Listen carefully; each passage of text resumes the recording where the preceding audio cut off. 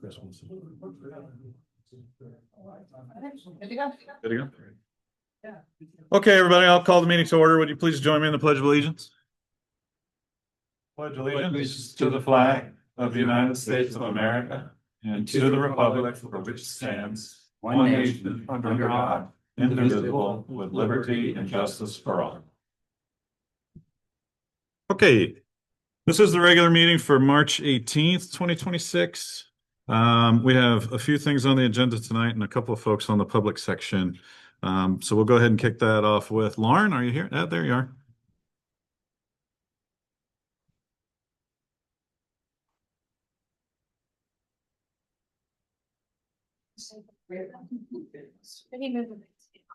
Okay. Point it towards you. Yeah, that's great. Okay. All right. I'm Lauren with the Health District. We just have a few announcements for you guys this month. In advance, thank you for attending our District Advisory Council meeting that's tomorrow evening. And then also tomorrow evening, we'll be at the Galena Township Administration Office with our mobile clinic offering vaccinations. So that's from 3:30 to 5:30 tomorrow night. A couple other things. I put a resource out there by this back door for a list of 2026 places that you can dispose of household hazardous waste and electronics for your needs. And then we're also offering another shred day this year. It was really popular last year. So that's going to be May 2nd from 9 to 11:30. It's a Saturday at the Health District where you can bring up to 5 banker-sized boxes of paper to shred for free. And then to follow up from last time I was here, we still have the gun safe or lock boxes, however you'd like to refer to those as, for that hold up to 1 handgun. Those are available at the Health District. If you're interested, you can call the main number and ask for Sydney Bennington. She is in charge of the distribution of those lock boxes. Any questions? Okay, thank you. What is the date for shred? The shred day is May 2nd from 9 to 11:30. You're welcome. Are the boxes free? They are, yes. I believe we have like 150 of them. Okay. Yeah, you have to be a Delaware County resident.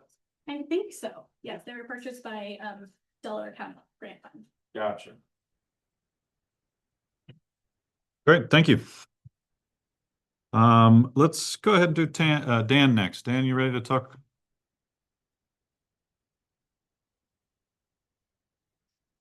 Thank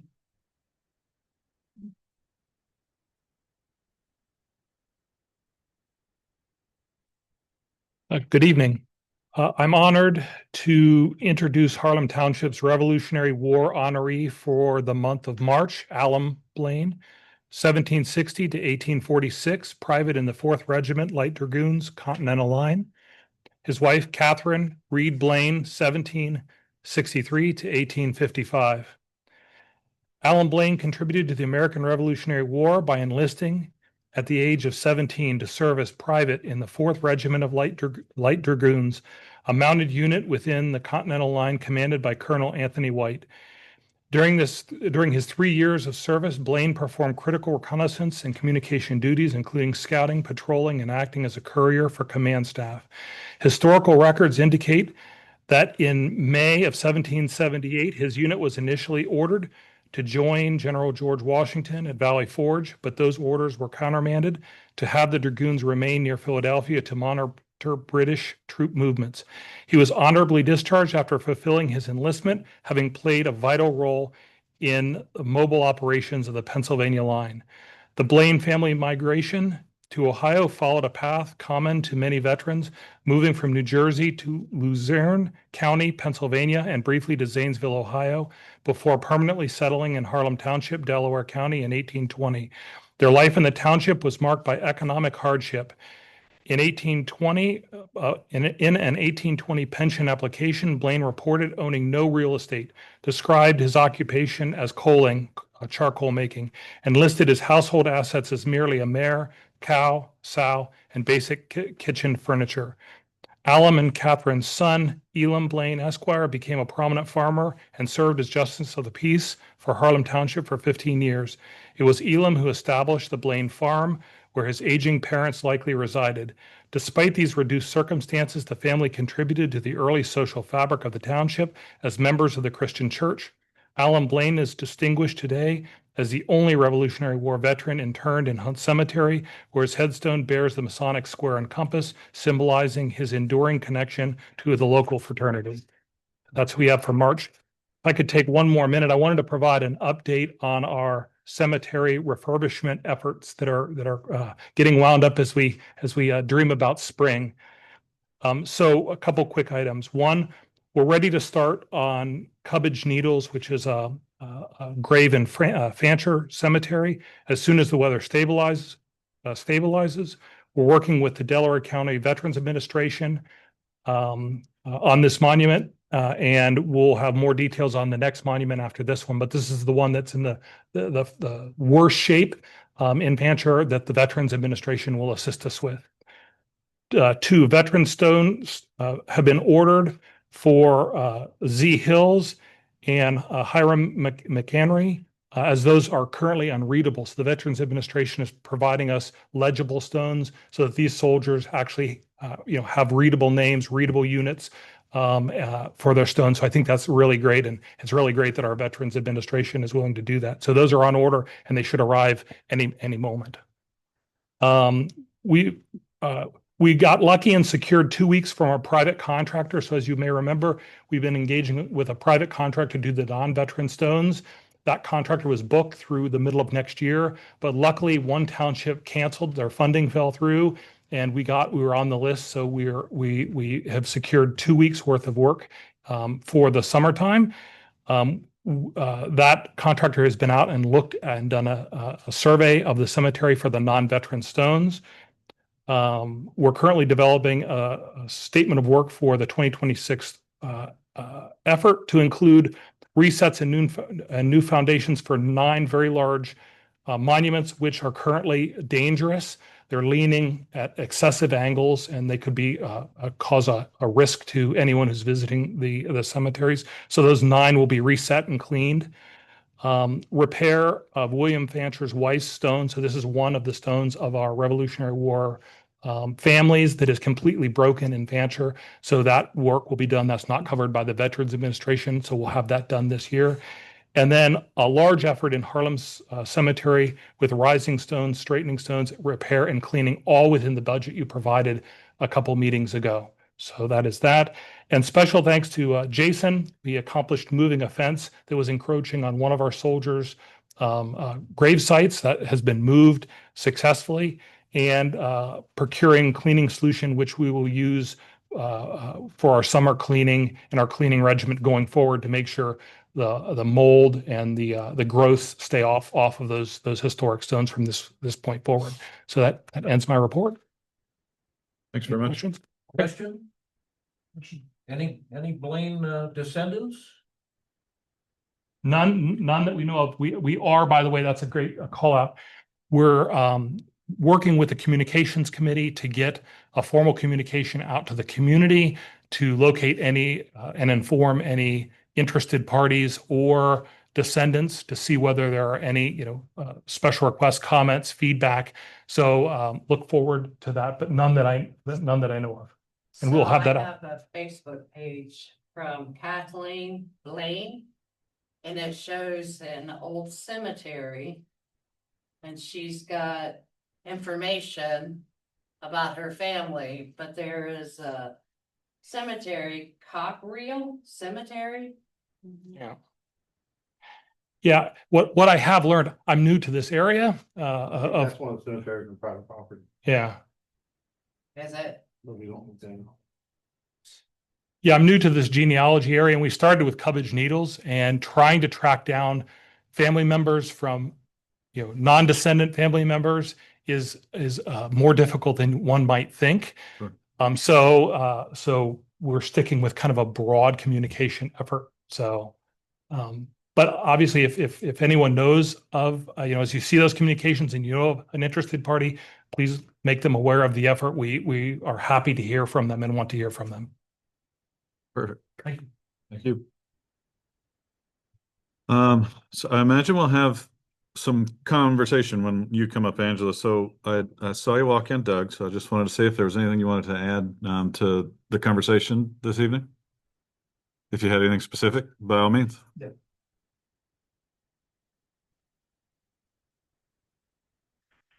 Good evening, trustees. Doug Riedel, Township Liaison for the Engineer's Office. We do have the road improvement program contract. If the board would like to move forward to approving that. We did open bids last week and the Shelley Company was the apparent low bidder. And we've got the contract signed by the Shelley Company and approved as to form by the prosecutor's office. So it's ready for consideration for the board to approve. Okay. And I do have a copy. Go ahead. I was gonna say, thank you for, as always, for doing the work, but we should sign it now so Doug can. Yeah, I don't disagree. I don't see any reason why not.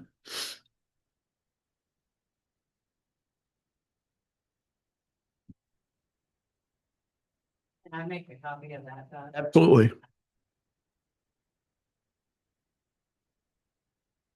While it's getting signed, this is just more of a FYI. Every year we have annual bid on materials such as asphalt, concrete curtain, sidewalk, ADA ramps, things of that sort that we allow our townships to bid off or to use the bids that we have. I will get that information out to Jason and also to the board as well. So you have that information. Should, if you need a tree cleared, we've got contractors that have agreed to a price with us that you can use as well. And I'll get that information out. We just did open bids on the asphalt materials earlier this month. So I'm not sure the commissioners have approved that yet, but I'm sure if it's not, it's on their agenda soon. And we'll get all that information out so you all have that. Just in case something happened, you've got a list of contractors that have agreed to a certain price with us and you're welcome to use those. So any questions for me or concerns? Hopefully everyone's been able to clean up their yards. I was amazed as I traveled east for tonight, how much has been down. And if there's any issues on our roads that we're not aware of, we certainly would like to know so we can get everything cleared. I think we're okay. Jason, let's you say otherwise. I've been pretty much caught up. Roads are open, just still lots of debris. Yeah, for sure. Those Thank you, bids, fire department. Not you, but those the department. bids were prior to what's happening in the Mideast. It is correct. Yes. Yeah. Thanks, Doug. Thank you. Appreciate that. Mhm. Yeah, that's a good call out, Bob, because Yeah. those bids would probably be a little bit higher now, wouldn't they? All right. Okay, Angie, I'll turn it over to you.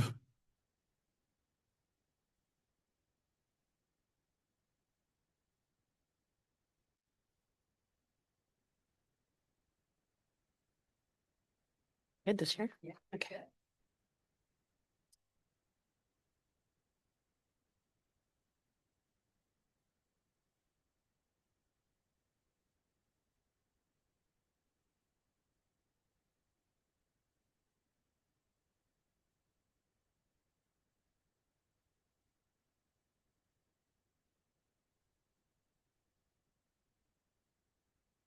Right. It wasn't giving me my window. Well, good evening, trustees and community. Some of you I know and some of you I don't, but I'm Angela Cryle, and I've been working with the township now for over a year in two different capacities, assisting with the strategic planning process, and then most recently, working on a branding process for the township that came out of that strategic planning process.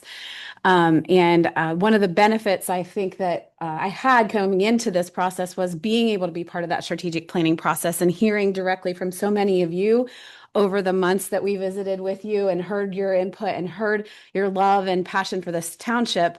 Really helped feed into allowing us to get a head start on understanding what the branding needed to be for this township. So we listened and heard so much feedback about how this township has a historical heritage, and there's also future prosperity here. But the important thing is that we wanted to define our own prosperity in this community and not have it be defined for us. So as we looked at this branding process, that was something that was very top of mind for me. I'm from Bern Township, which is the same size as Harlem Township, just located right down at the edge of the Hocking Hills. The pressure we're feeling there are property values skyrocketing because of B&B Airbnbs in the Hocking Hills. The pressure we're feeling there are highways coming through. We're feeling similar pressures, just a little different. And so I feel akin to Harlem Township and your desire to define your future. So this is the roadmap of the process that we've undertaken. So this started after the strategic planning process and started in November of last year. We had a community input session that included people from the communications committee as well as folks from the different entities throughout the township. So the Civic Association, the Parks Group, lots of different organizations. We tried to make sure we had a representative of all of those entities at the table. And so it was a great group. They were really engaged. We went through a series of input processes at that meeting, everything from colors that they felt represented the township to imagery that they felt represented the township, words, feelings, attributes. All of those things went into play in that conversation. Then we conducted a community survey. Some of you may have taken that survey through Lindsay's outreach through the communications committee. We had 28 responses, which was pretty fantastic for a survey that was just sent out and asked people to take time to complete it. How many? 28. We had 28, yeah. And it was kind of an intense survey. You had to like really think about it. It wasn't yes or no questions or multiple choice. It was very much you had to really think through your answers because it really played off of the questions we had in that input session.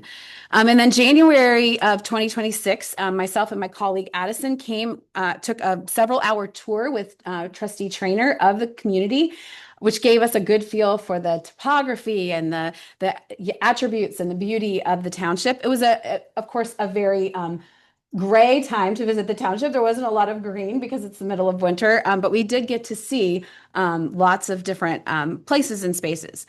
And then we did some initial research of other communities, other townships. Mostly, there's not a lot of townships that are branding themselves. Counties, municipalities, but you guys are kind of on the cutting edge of this trustee or township-led branding effort because I didn't find a lot of townships that had distinctive branding. And you are actually kind of right here in this midst of this February, March, where I'm bringing to you the feedback from the input committee that we brought back together earlier this month or last month, I'm sorry, and got their feedback and sort of a vote, if you will, on the concepts that they liked best. And that's what we're bringing and presenting to you today. So this was really a community citizen-led effort. The trustees did not, other than Trustee Trainer, who was at that meeting to listen, the trustees did not vote on this brand. It was a vote from the community input that we received. So we had two tasks. One was to create the brand identity and one was to create a tagline or a message. What we heard about this township from you all was it is a true and timeless environment. We wanted our brand to be uplifting and talk about treasured, authentic relationships. We wanted a quality living bound by community spirit focus, and we wanted to honor the past and shape our own future through this brand. So these are some of the themes that we heard as we were listening to you: hardworking, naturalistic, intentional, timeless, authentic, home, quality, peaceful, belonging, and revitalization. And we saw and listened to the community about the imagery that they feel defines themselves. And we saw fields, some equine history, the cemetery, oak trees, Duncan Run, wildflowers, round hay bales, grain mills, silos, and the historic school bells that are just across the street. So we went through a big process of thinking about these themes and thinking about how it could play into what we are presenting to you today. And so what we found in terms of color is that we created a color palette. So Lindsay's committee will be able to choose from these colors, colors that she can use to design materials. We will also, you can use these colors for signage. You can use these colors for choosing vehicles. But I'm going to give you the reason behind each of them. Brick red, also a bit of a colonial red, right? The Revolutionary War is super important here. So I picked up on that the first trustee meeting that I attended. So we have brick or a colonial red. We have a denim blue, rugged, hard work, earthy. Again, could be a colonial blue as well. It kind of goes in both ways. A gray, a steel gray, This reminds me of old tractor fenders that we have on our farm. But a steel gray, you know, again, that rugged hard work. Brown, we can't call it Carhartt brown. We will get sued by Carhartt, but it is that orangish, tannish brown. And again, the cool part about this is super trendy now among the 20 somethings and teens. So the Carhartt brown, while it is timeless and classic, it's also a bit trendy now. The green of the fields and the corn and the grass, and then a tan, a earthy tan, that will serve as a neutral in this color palette. So these colors will be used in the brand in many different ways. So the tagline that we created based on what we heard from this community was, when you're here, you're home. And this has a great grounding effect because, number one, if you live here, when you're here, you're home. If you don't live here anymore and you come back to visit your family or friends, when you're here, you're home. If you don't live here yet and you're coming here and you're moving in, when you're here, you're home. So no matter whether you're a past, present, or future resident of this community, this is your home. And we heard home so many times in the conversations, both in the strategic planning process and the branding process. We just felt like this rang true. And it felt good. It felt good on my heart presenting it to you guys. It felt like it was really authentic to this community. So the inspiration for this brand, the major colors that you'll see in the palette are the brick red and the blue, and then you'll see the silver too.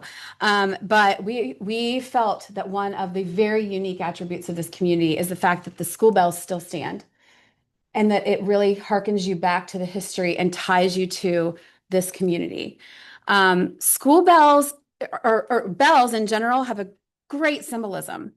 They harken transitions, they harken tradition. They're often used as a call to community. So they call you to church, they call you to school, they call you to dinner. We still have a dinner bell on our farm. And so, you know, it's this feeling of come, be part of something bigger than yourself, belong here to this community. They're the sound of victory and the promise of renewal, and their liberty and freedom structurally and by sound.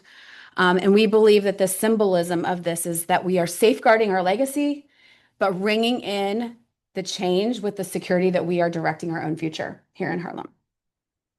And so this is the logo. This is the logo without color, and it contains the tagline.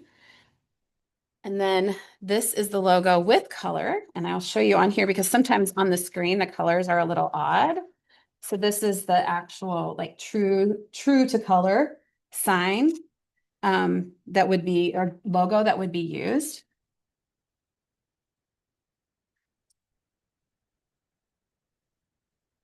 Put it up there.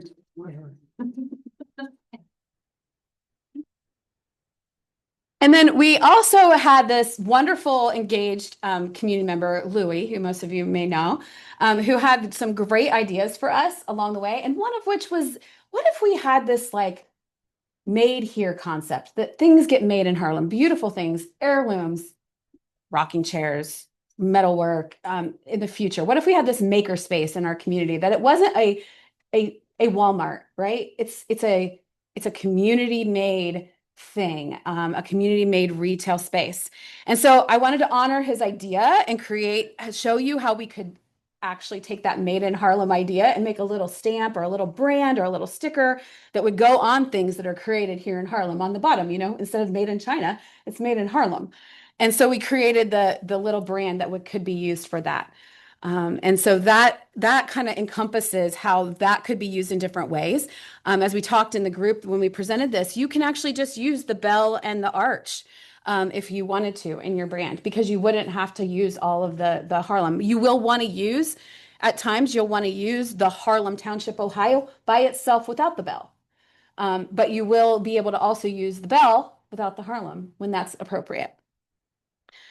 So the next steps that we have will be to deliver all of the brand attributes to the township so that Lindsay, her committee, the trustees, the administration, the clerk can use these in all of their communications. So that will be a whole logo suite, and logos are really complicated. There are tons of different formats and files that you need to create. So it's a whole suite. So it's many, many files. We'll create all of that and get those over to everybody. We'll give you all of the color, and they call them numbers. So there are Pantone numbers, there are CMYK codes, and there are hex colors. Hex colors are the ones you use online so that what you print looks just like what's online in terms of color. We'll have brand guidelines that will help guide how they're used. So we don't turn the bell pink and we don't make the arch purple, and we don't switch up the direction. So the bell's under the Harlem and those sort of things. We got to keep it consistent. We'll create a PowerPoint template that can be used for communications. And I think that's really important for things like when we're doing strategic planning and we're working with other municipalities. There's not going to be other townships coming to the table with branded PowerPoint presentations. And I think that's just going to step up that game and show them that we're here to play as a township. Take us seriously. We'll have some social media templates that Lindsay and the township folks can use to communicate on social media.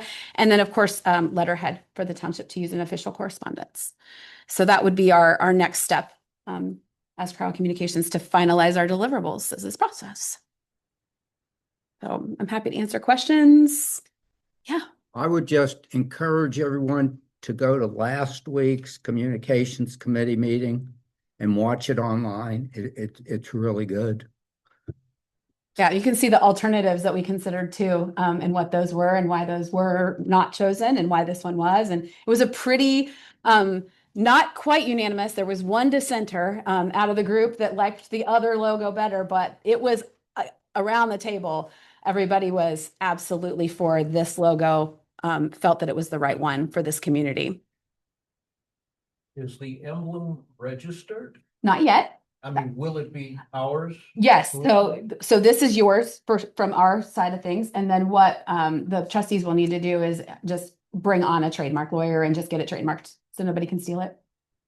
On the screen, the letters look green. That's why we wanted to bring it printed out, because different screens show things differently if you're not doing an exact match of the color. So it just depends on the resolution of the TV. You know how sometimes your TV turns blue? The same thing happens with colors when you put them up on a screen like that. So which is it? It's that one. Oh. It's a blue. It's blue. It's blue. It's a dark blue. Yeah. Oh. Yeah, that's why we put it. So it's this blue right here. Pass it around, but Yeah, do you guys want me to pass this? I can go.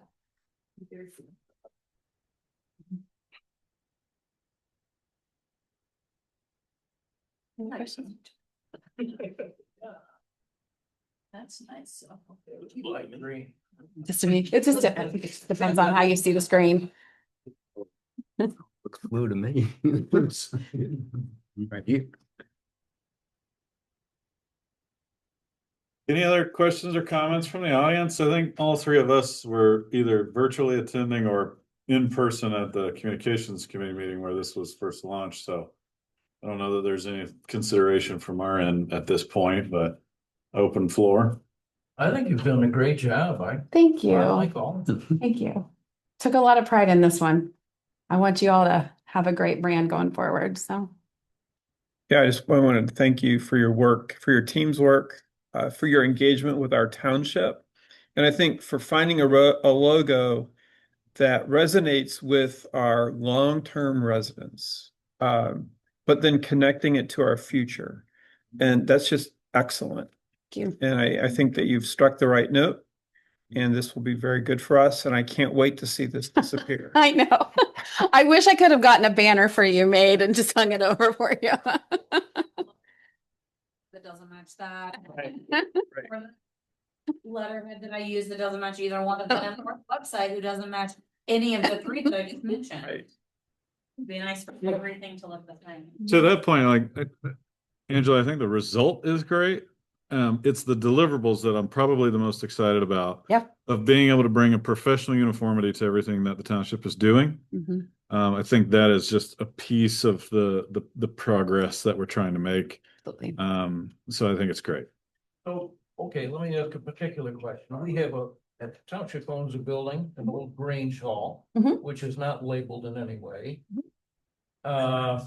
How might we convert what you have there to the front of that building? Yeah. So, for example, if you've been to, I'm trying to think of one that I road that I was by on the way here. So you can have signs made that are actually on the building, or you can have signs made that are outside, like on a wooden post, right?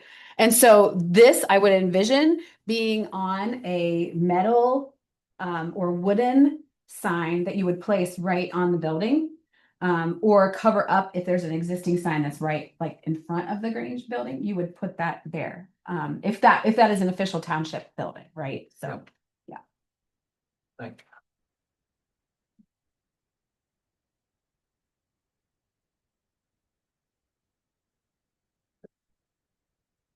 Angela, what's next steps for us on this?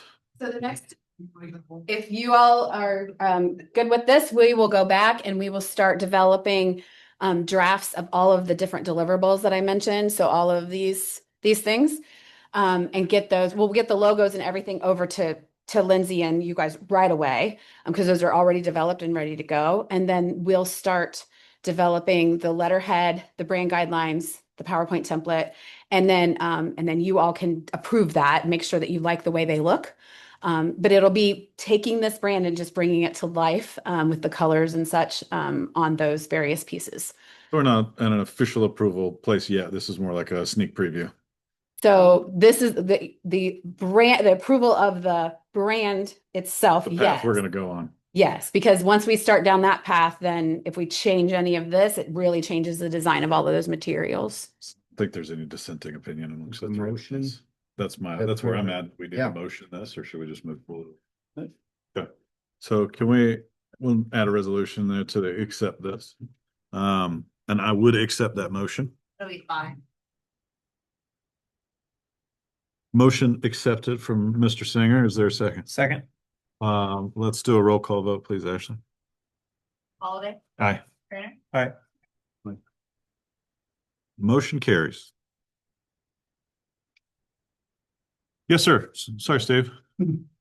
So part of the conversation. Oh, sorry. You then. Yeah. That we, no, don't go. Oh, okay. That we talked about at the meeting, at the communications meeting. So we got to be careful that we roll this out in a coordinated fashion, and it's not an ollie infreed, right, as to who's the first one. So I think the general belief, if you guys are in agreement, is kind of coordinated with Ashley and with Lindsay to put together a calendar and sort of the timeline of where it will appear when. And there will also be a rollout message via the communications committee when we get the materials that will kind of launch it into the community via one of the newsletters. I think that's a very important point, Steve. I think we should approach this as any organization, corporation, or company would approach a public rebranding. Main thing is because of the brand recognition. If we're going to change the way that the township looks, especially on social media, we want folks to make sure they understand that that is the official township that they're seeing or hearing from, so on and so forth. So I totally agree. Put pictures of that tonight on their phone. Don't feel like you got free reign to run and start putting it out there on a website somewhere. Well, that's why we did that trademark. You guys, that's kind of what we're thinking as far as a coordinated approach in conjunction with Angela's team. I And totally agree. what time frame do you think until you'll have something together that? So the logos I can have ready in the next couple of days. That's just a matter of packaging those and making sure we have all the color options and variances together.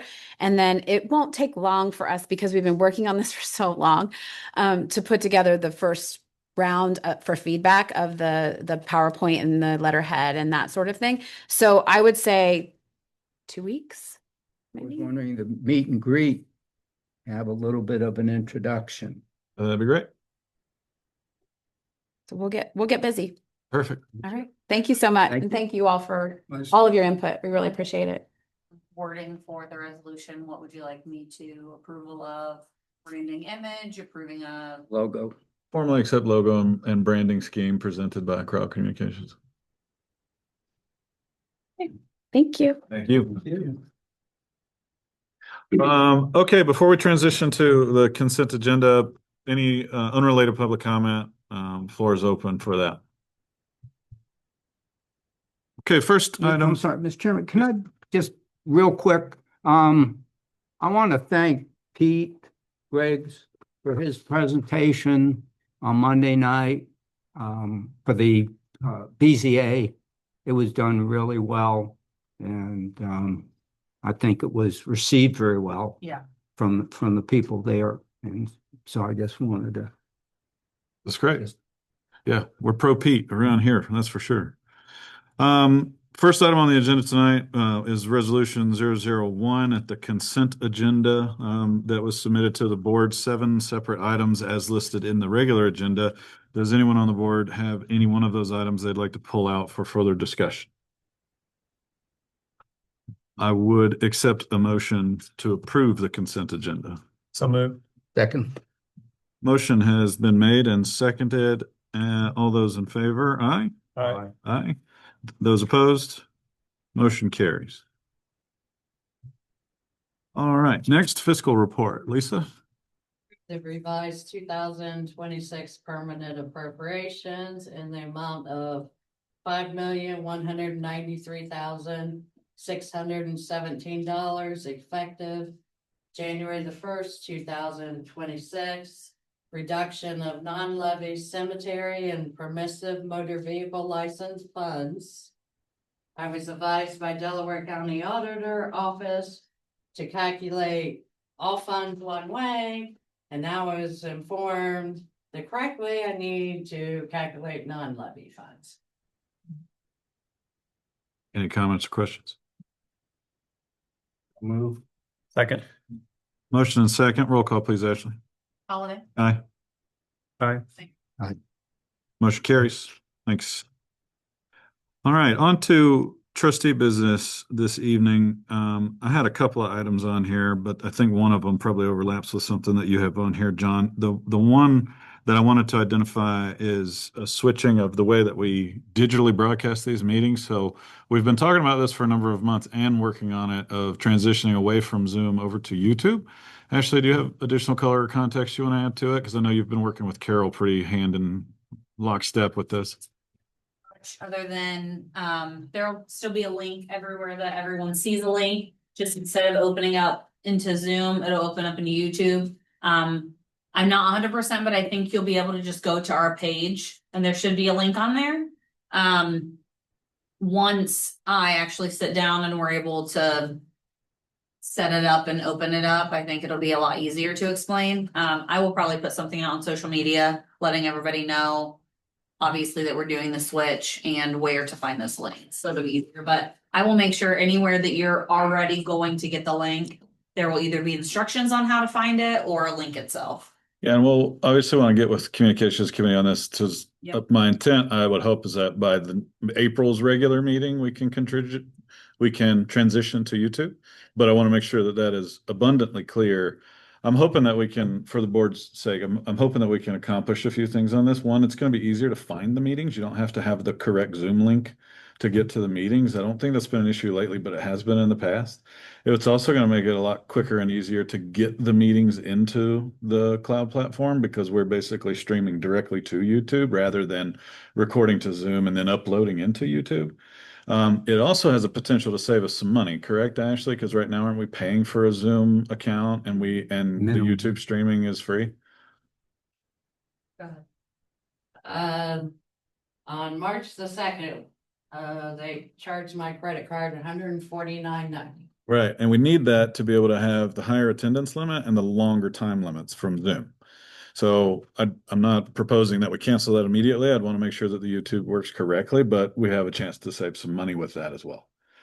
Other than that, as Ashley indicated, I don't think it'll make a lot of tactical or practical changes. Yes, sir, The Steve? downside I see is you cannot ask questions, you cannot verbally discuss back and forth. That would be the only difference. And I think, making this move brings us more in line with what the majority of our surrounding municipalities do. Galena, for example, uses YouTube rather than Zoom for their meetings that they have. A lot of the other larger municipalities, Westerville, for example, has their own internal service that does this. So they have their own cloud and it's all stored on their website. They don't use YouTube whatsoever. So that is a potential drawback depending on which way you look at it. There will be, comments available to be made. I mean, we'll leave that open so that folks can chat into the meeting, but I think the best way to participate in those meetings would be to be present at them. Steve, you were gonna say? Well, yeah, I mean, my comments along Bob's line, I think that's a mistake not to be able to have two-way dialogue on Zoom. And I think Zoom's been working just fine for quite a while now as people figured out how to solve some of the cockpit errors and you've cleaned up some of the little technical issues. But I think that's one of the things that differentiates us from some of the other communities is allowing that engagement. And so are you saying it would be Zoom for, I mean, YouTube for any of the things that are getting put out there? So Parks Committee or Communications Committee, we want to be able to use it as in a dialogue format. One way is not adequate for us. So I don't, I guess I'm not sure what problem you're solving here. I understand the financial piece, but I think you're leaving something behind by moving away from Zoom. And I think you ought to give that some more thought. Don?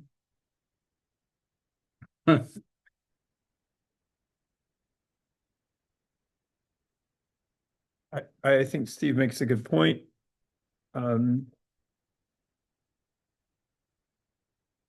I like the engagement. And so do we feel that we've gotten past the technical hurdles of Zoom? That's one thing. And then are these committees going to use it for two-way communication? Is that the intent? I do feel the technical stuff has been figured out for the most part. I mean, we really don't have a lot of trouble getting it up and running, other than sometimes our cameras go out, but I don't think that's a Zoom issue. I think it's a camera issue. We've gotten those fixed. One thing that, like Adam did point out, is say we have a meeting on a Friday, which we rarely do, but if we needed, an emergency meeting on a Friday, it can take up to an hour to 2 hours for it to download onto the computer, and then I have to come in and manually move it over to YouTube. We had a situation where I went on vacation for 9 days.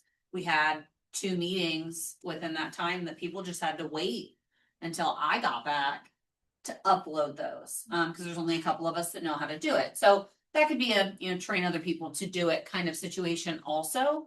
But to Adam's point, it downloads and then we transfer it and it gets uploaded and then it gets moved to the website and all of that. So It's cumbersome.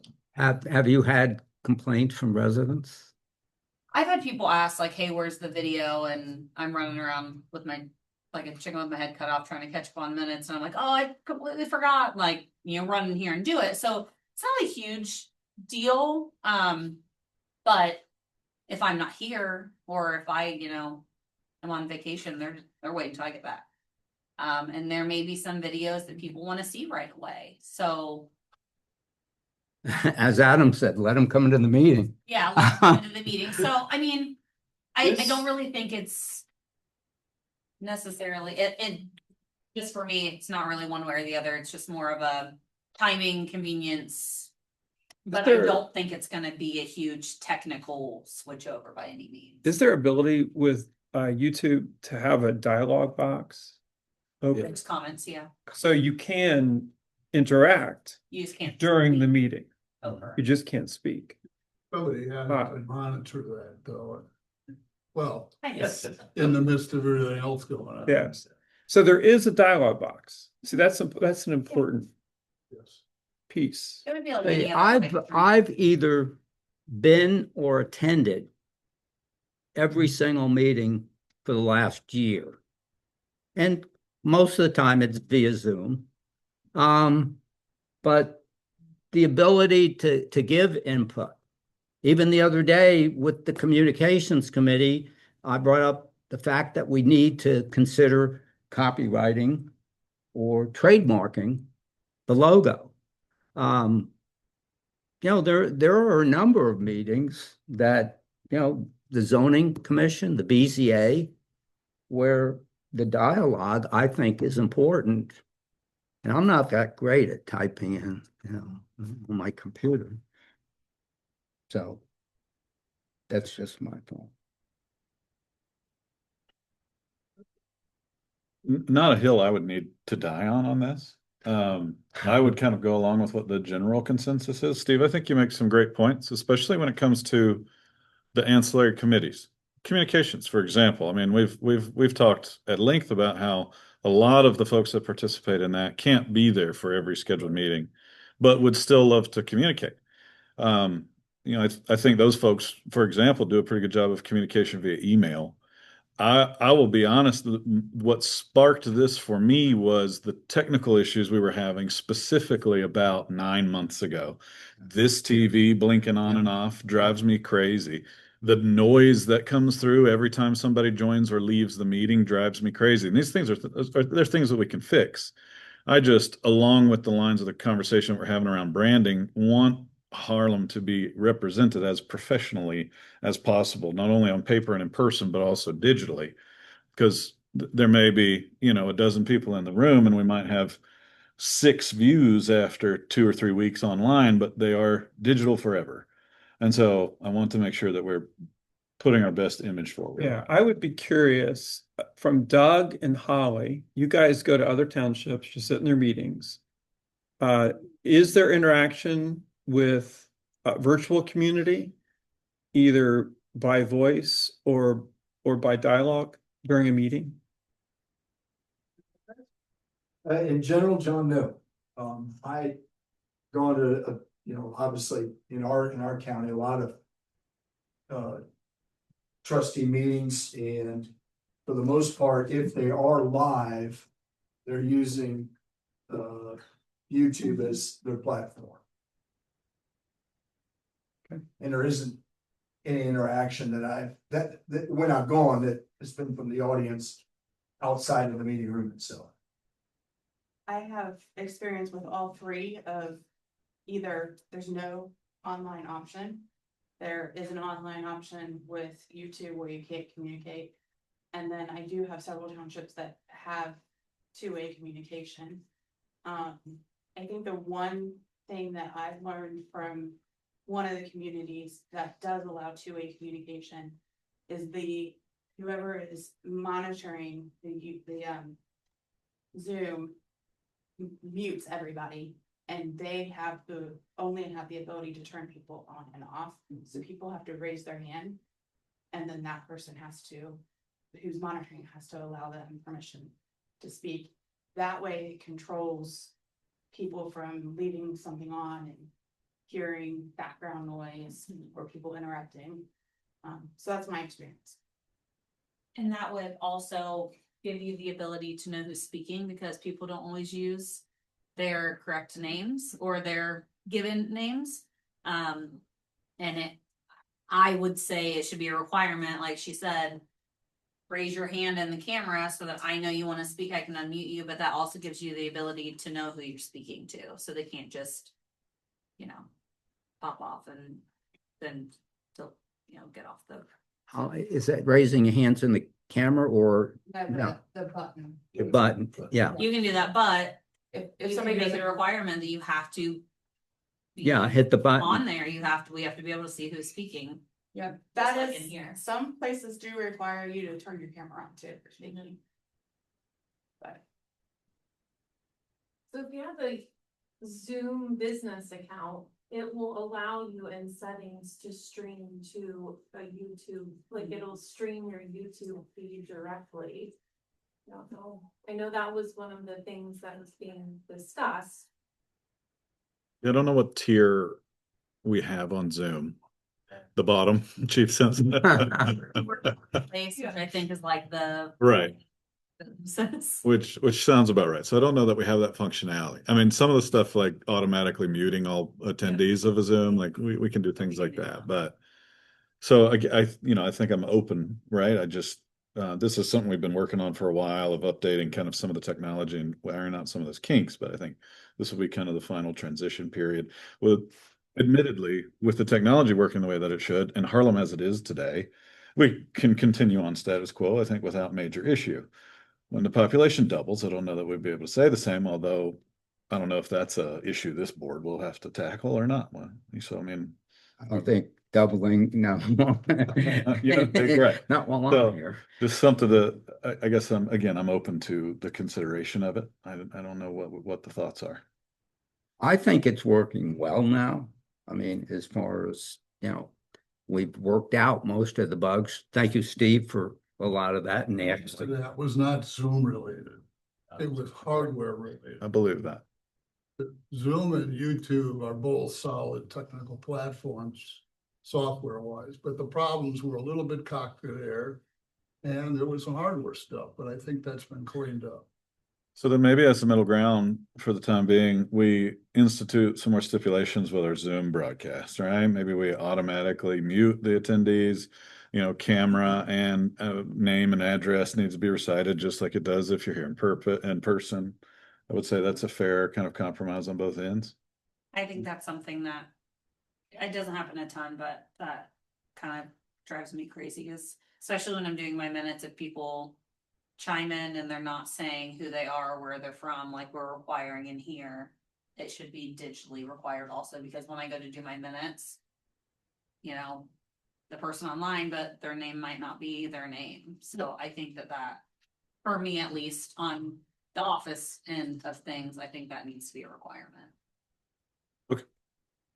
that's fair, I think. Yeah. But I think you can handle that, right, Ashley? Like, since you're pretty much driving that from that seat anyway, when we have these meetings. And then we move forward from there. Yes, sir. Well, set up our own, like at BZA or comms, we also log in up at the Dios, and I make myself or Kelsey co-host. And so we can help actually kind of police that. Right. So, if we see that someone hasn't kind of made themselves, known, the chair of that meeting can also kind of lay down the law a little bit on that as well. Perfect. Okay, the other item I had on here is discussion on the proposed contract with the DCRPC for updating the strategic plan. We definitely had some financial questions around this. And so, Mike, I know that you're here. I think, as I recall, and John, correct me if I'm wrong, but it spun up with the consideration that as we have updated a strategic plan, the comprehensive plan needed updating. And then the recollection was the last time that happened, we got some assistance from the DCRPC, and that kind of got us to where we are now with a contract of services. And I think the maximum amount that they anticipated that cost us was $8,000, right, Mac? In this one, yes. And so the question, as it is right now, is like that $8,000 came up after all the budgetary processes were done. So we're trying to figure out essentially where's the money coming from, which account, which budget. So I guess my question to Lisa would be, we have a large sum of money set aside for planning. Are we able to dip into that money to pay for this planning? Oh, yeah, we can. Okay. I don't know how people are going to spend their budgeting that they budget with me, or what their plan is, so I can't say, oh, let's just do this, and then, No, that's correct. yeah. So I think that we do have adequate funding that is set aside for planning, and that we could easily cover this cost. So that would come out of the 1,000 and it wouldn't come out of zoning, correct? It'd come out. They come out of the plan, out of the Okay. planning. Okay, so that gives us, and Lisa, do you have that ledger line or that account number? Or I guess when you do, you tell me what it is and I'll write it down. Well, we don't need to. Okay. Because he In the said. budget. It's already appropriated. So do with this potential resolution you gave me, we can basically strike it. Look at that. We're moving through, cooking with gas. Any conversation on the contract with DCRPC? I think it's great. Mike, feel good about it? Yes, I had talked with Delaware County Regional Planning about it in advance, and then we made a couple of minor changes, and so what you see is what I had reached with Scott. Okay. In light of that, I would accept a motion. So moved. Second.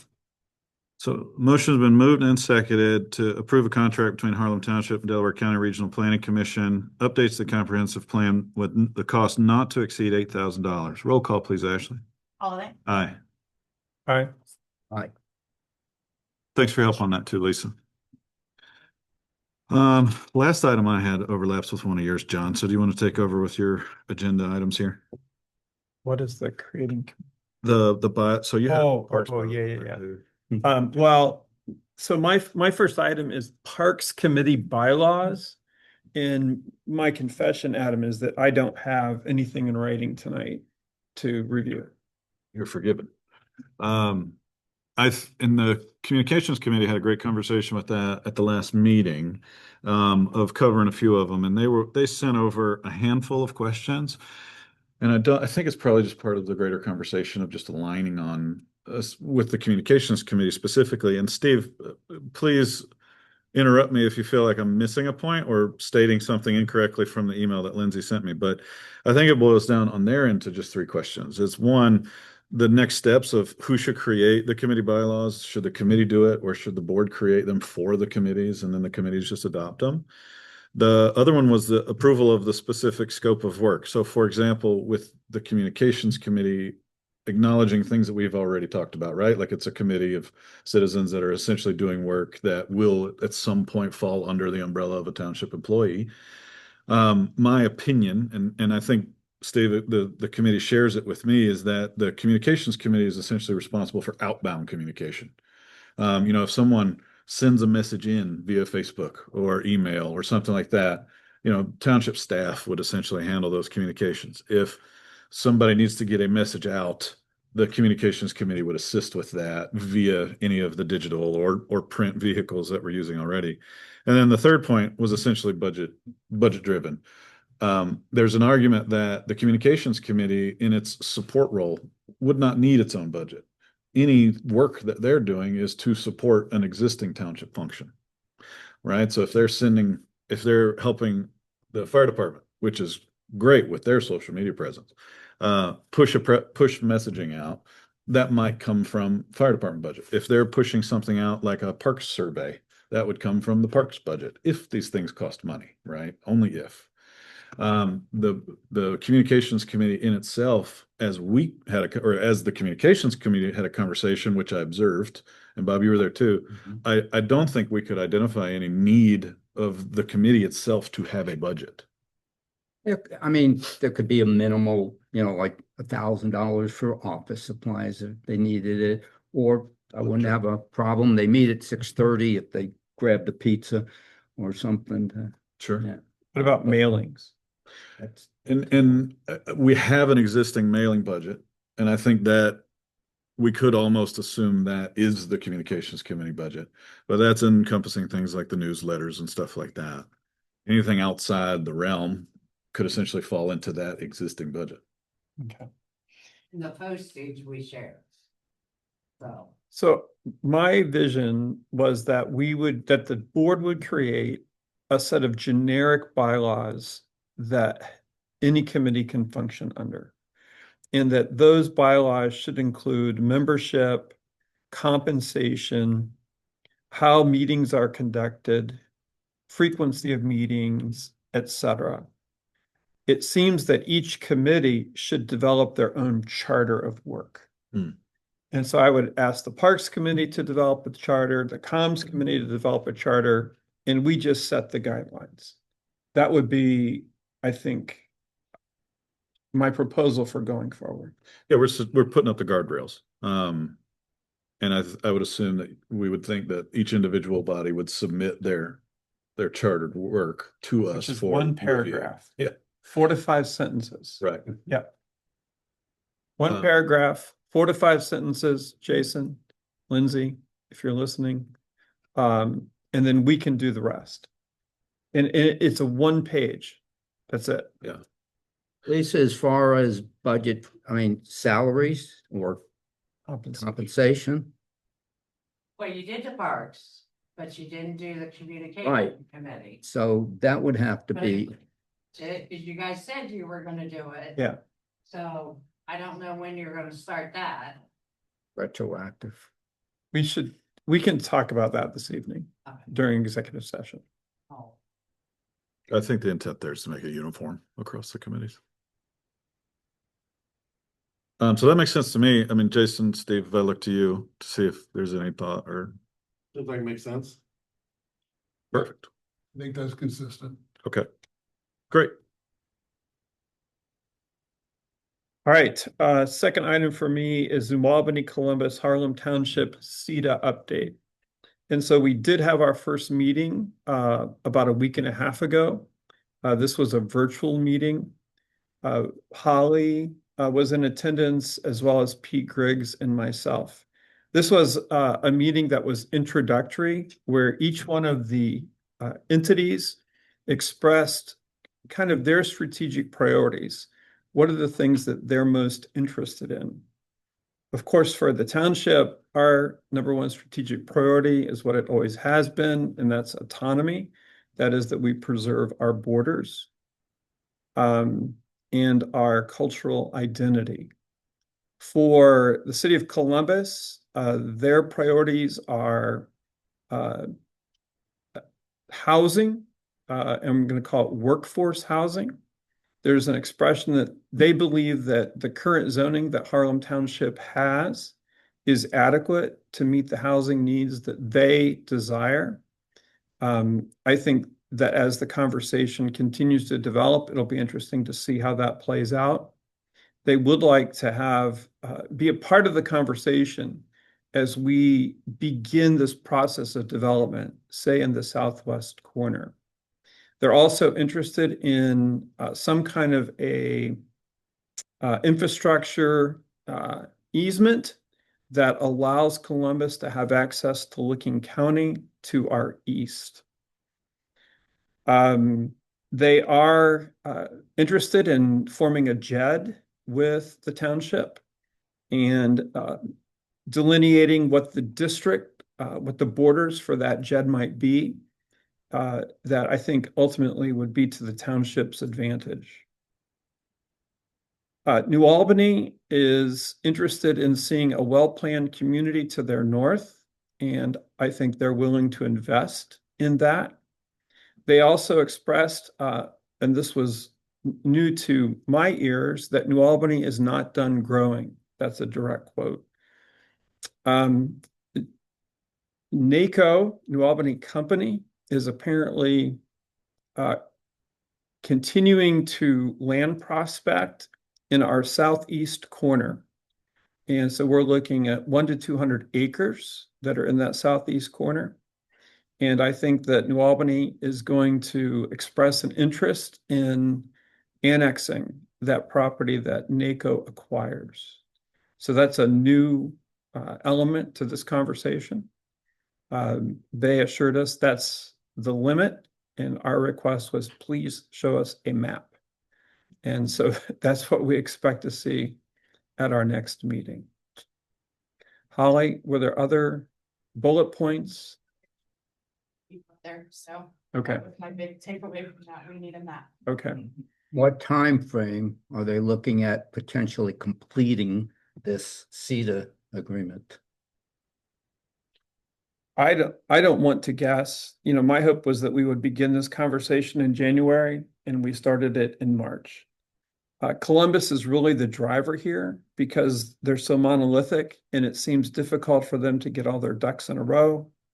They did assure us that the next meeting would be in approximately a month. And so if we kept a 6-month time frame, I think we're looking at a September-ish is my guesstimate. And who was represented at, was it Brian Clark? Also, Director Stevens was that, so his boss was at the meeting. They also had a Columbus attorney on there. Yeah. Pete was on for us. And for New Albany? Joe Stefanoff and Jennifer Chrysler. Did they have an attorney there? Okay. Thank you. Yep. Is the annexation a conversation just because NACO prefers to be in New Albany, or is there something that we can do to provide them with what they need for the development they see? So that's an interesting question. And what's fascinating is we've worked very hard to be proactive in our communications with NACO. And clearly NACO has talked to New Albany about this, but they haven't talked to us about this. And so I imagine that there's some aspect of zoning that's preferable for them to want to remain in New Albany, but it might be an interesting point of discussion to call them up and say, hey, let's have a conversation. So we've been working really hard to provide vehicles and resources to prevent that type of annexation. And I feel like that would be a fantastic gesture of good faith if we could work with our neighbors to own up to that commitment that we've all made. Concur. Well, I will do that. I'll reach out. We did just get notice that there is some natural gas infrastructure going into that corner. I don't know if you gentlemen are on that same distribution list that we got. Mike Cannon and I discussed that. Mike, I don't even remember some of the technical terminology that was in that email. See and it didn't give us an address. Yeah. It didn't give me parcel numbers because I went through that. My guess is it's probably tied into what John was talking about, the annexation. They're probably going to take that corner, and they're probably right across the street is that piece of property that went to the siding board and said they're going to be the regulator and the cleaner and the filter of that natural gas for any of those big industries right down there. So my guess is they're eyeballing Mount Harlem down there and right across the street, and that's about 150 acres right there. And you said what they're looking for is 200. Well, So, they said 1 to 200. So that's right in the ballpark. Yep. That'd be my guess. I looked in there and it kept referencing New Albany, the New Albany portion that is Harlem Township. And that's the only place it is down there along our bottom border. So I'm guessing it's that. We get to, Okay. I'll call up Mr. Ebbing and have a meeting. Sounds good. Mr. Chairman, what about the CETA for Galena? How's that progressing? So I'm actually happy to say Holly and I have been working on this a lot, and I think before the end of our meeting today, Pete's ears are probably going to be burning. So we've gotten Pete's input on the draft agreement that we've been back and forth with Galena, and we're actually working to schedule a meeting in person with them at the beginning of April to match everybody's schedules to hopefully have a finished product. Which of course would come back to the board and on their end to have a handful of readings. But I feel very optimistic in the path that we're going, Holly. I think you and I are on the same page with that. It's a lot of improvement. Yeah. Sure. And I mean, honestly, I think we're setting a model here on how neighboring municipalities can work with each other. So I'm really looking forward to see how that comes across once we can meet in person at the beginning of April. Thank you. Sure. John, you got something on the NCA here? Yeah, so this is an update on our new community authority. If you recall, we asked Pete Griggs to begin to draft language for an NCA in Harlem Township.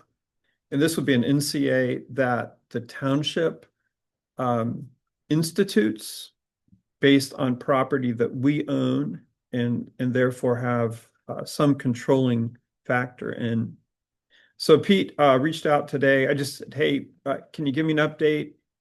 And one of the things that I questioned him on is I had heard from a couple of people in a meeting we had with entities in Southeast Delaware County last week that the township might want to consider not one NCA, but more than one, because if you have an NCA, let's say in the southwest corner, and it's collecting funds, the folks that live in the southwest corner would probably like to see those funds impacting their area versus, let's say, the northeast corner at some point in time.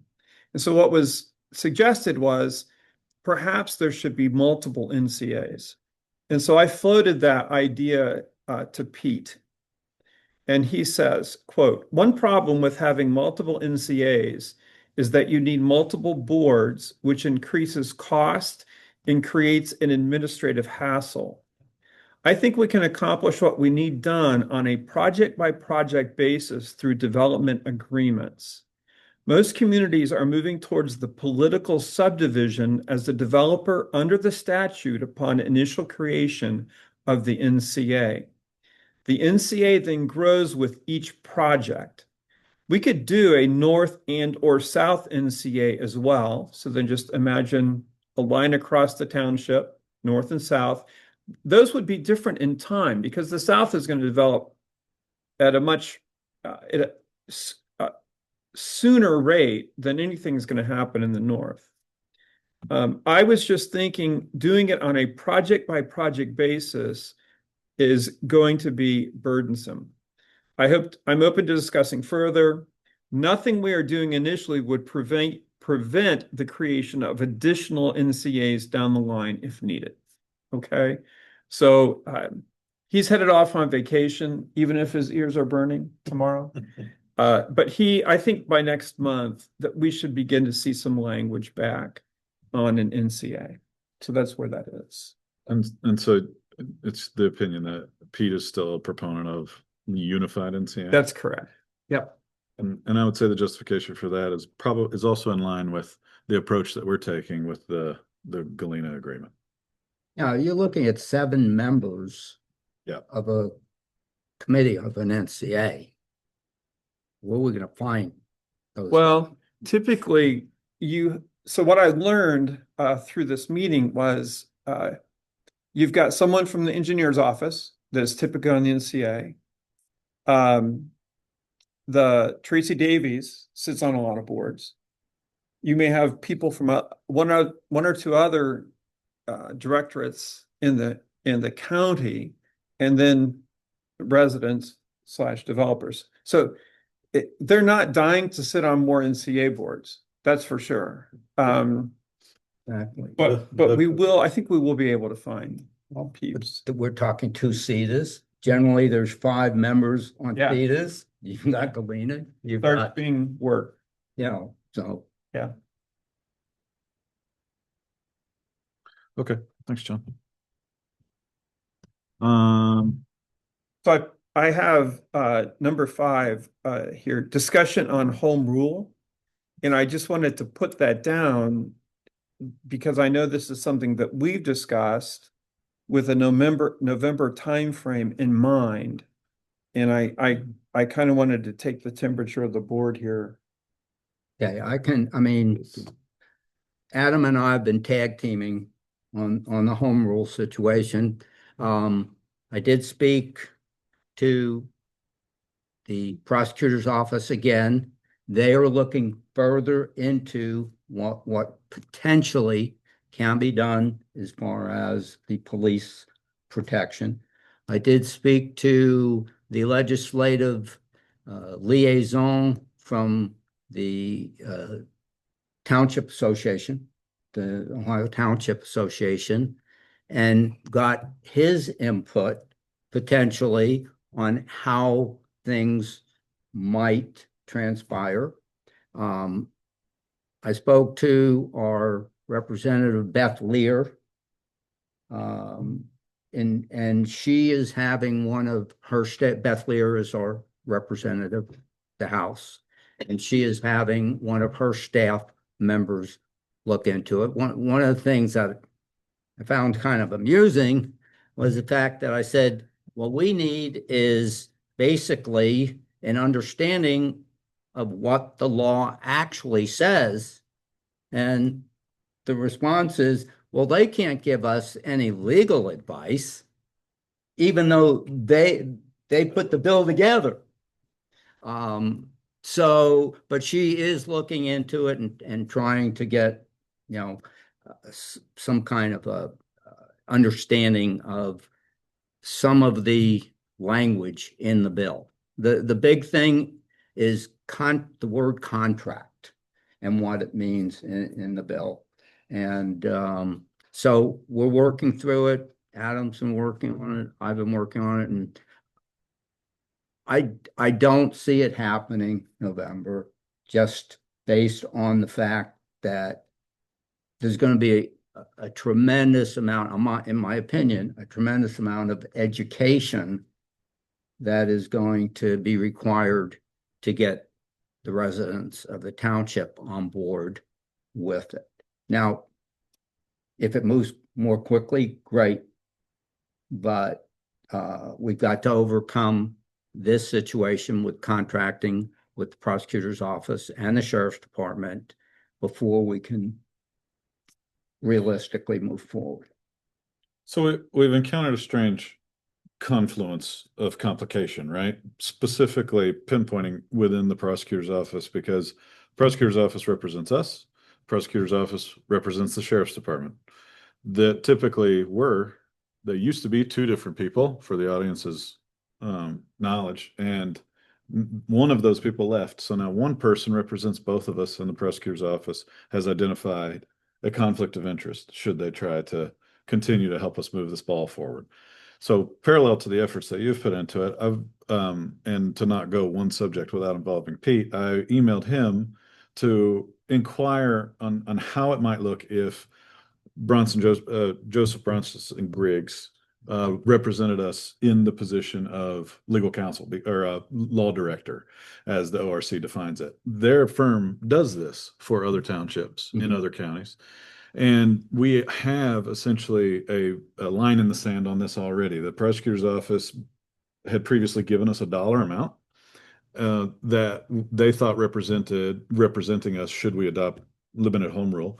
They also gave us a list of areas of law that would no longer represent us in should we adopt limited home rule. So I feel like if we'll see what Pete's firm thinks about that and compare our options when it comes to. Yeah, the concern is, my concern is not with the prosecutor or the law director.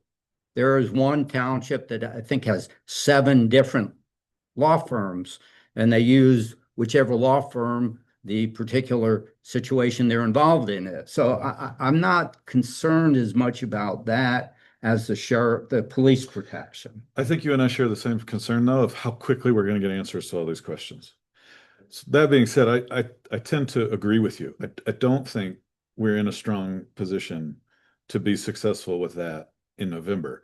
I still think that the board's general consensus is that this would be good for Harlem.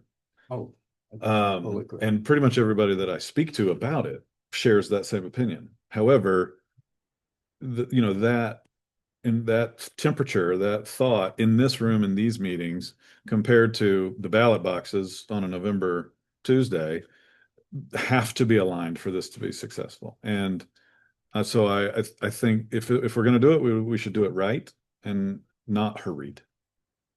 Agreed. So,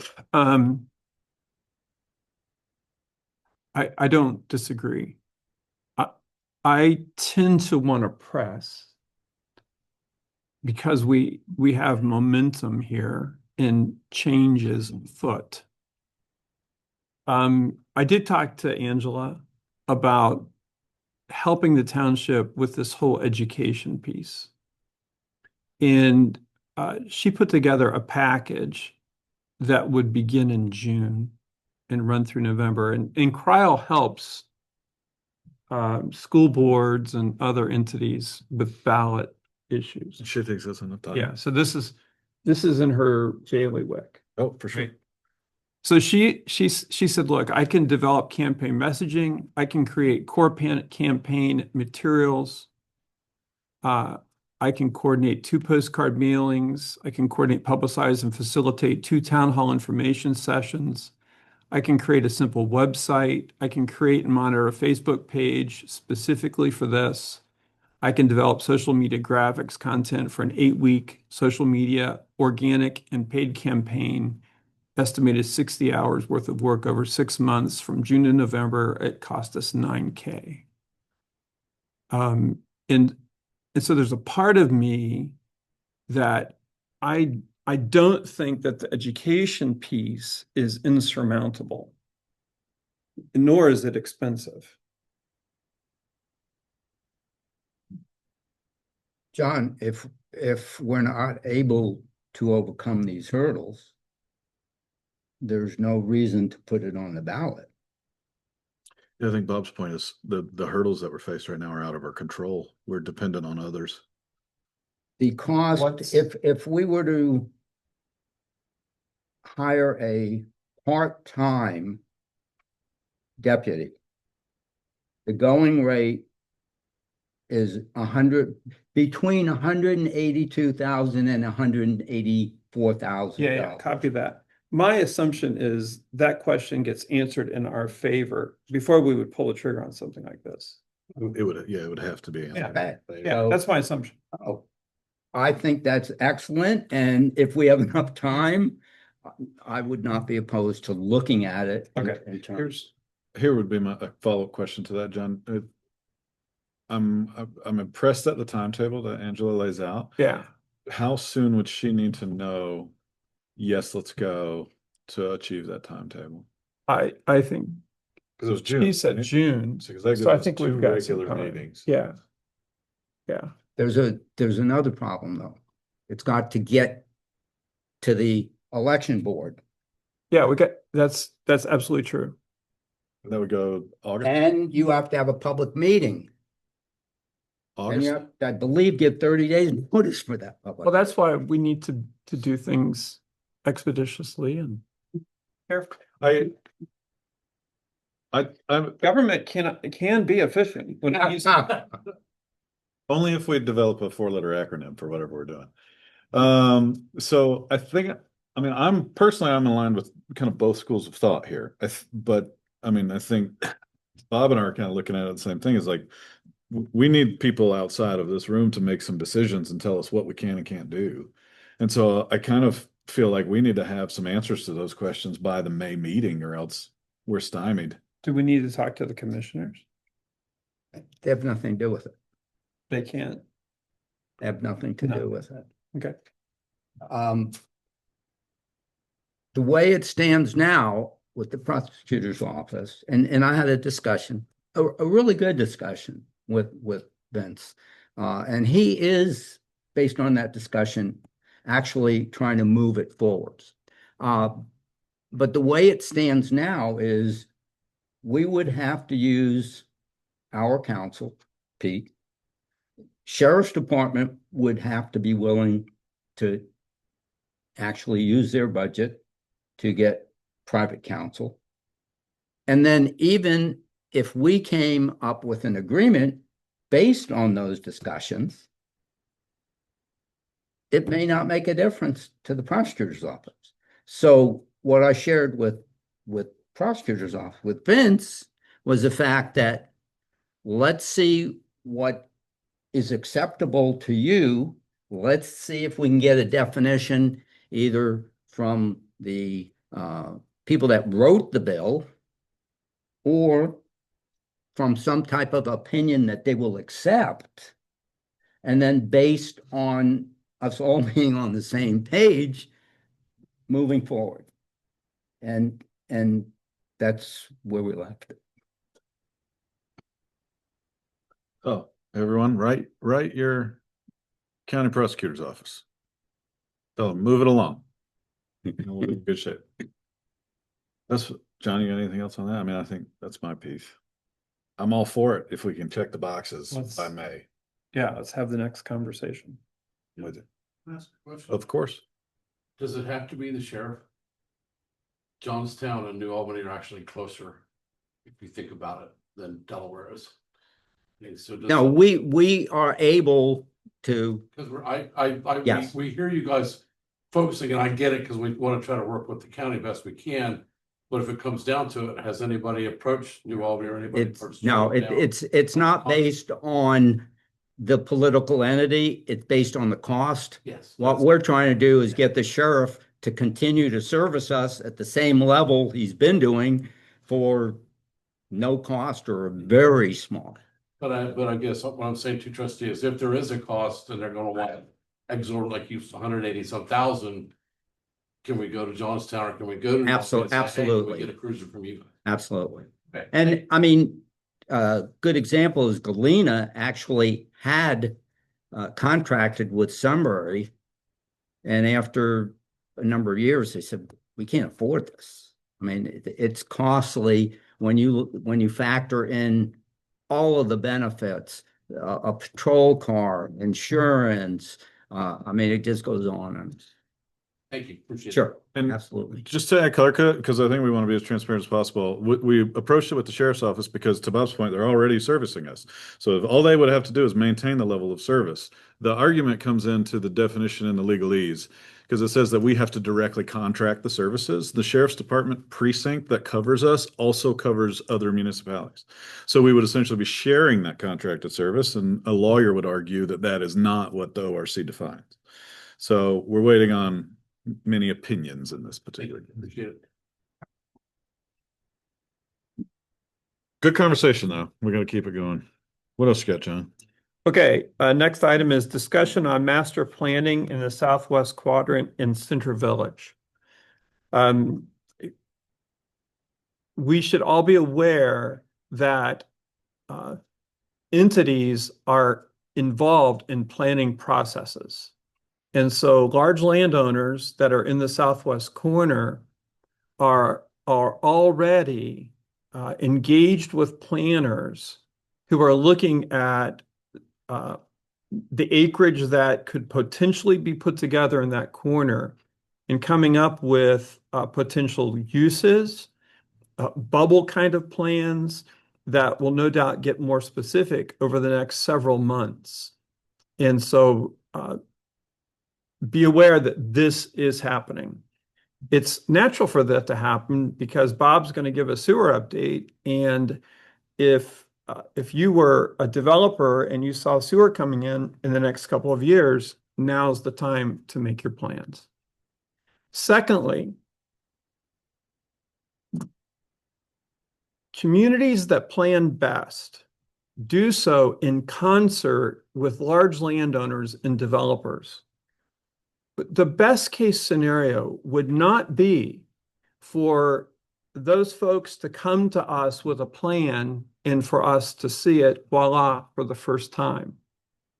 Best case scenario, maybe idealistic, would be for us to actually work on a plan together so that the township has ownership of and speaks into whatever's actually happening in that corner. And then that sets a model for how the township develops. This is, for example, how New Albany might work with developers, where they hire a planner, MKSK, for example, and MKSK works with developers, large landowners. They work with the municipality, and they develop a plan. That would be an ideal kind of way for Harlem Township to move forward. And so I don't think that postponing this next phase of the planning process would be helpful for us. I'm going to be a proponent of, no, this truly needs to move forward. And we need to be thinking about this next phase of planning. What area gets planned, who gets hired to help us do it, and what are the roles for the various entities. I've had conversations with representatives of that large landowners group. I've talked to both Holly and MKSK and a company down in Cincinnati called KZF. Is that it, Holly? It's a large planning firm in Cincinnati. There would be comparable to an MKSK, only in Cincinnati, but they do work across the country.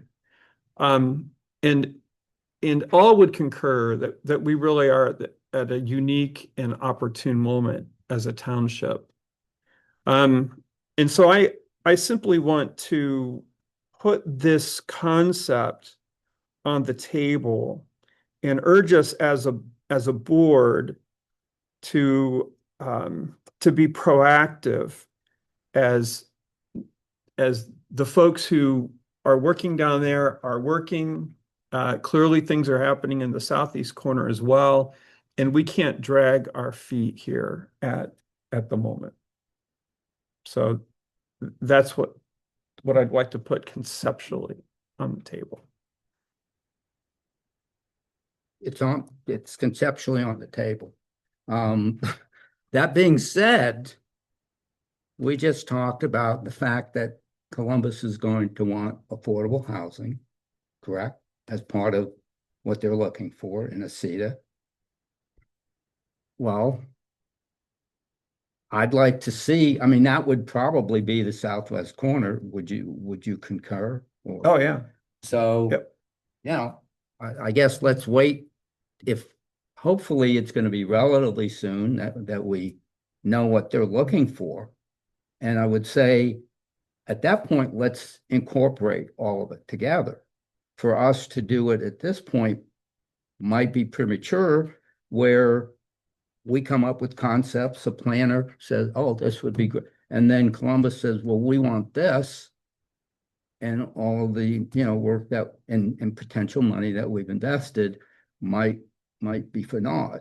So we're also looking at a township administrator, and based on the qualifications of that individual, that person may work well and help integrate with a planning group to accomplish exactly. I agree with the concept. Again, just like we've talked before, I think potentially it's just maybe a little bit, but I agree with it, and I think we should keep it in our minds at this point.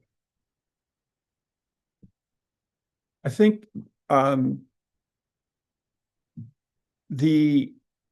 what I'm urging is for us to start the ball moving, Bob, but I don't think that anything we do in the next 6 months will even get close to concrete kind of planning.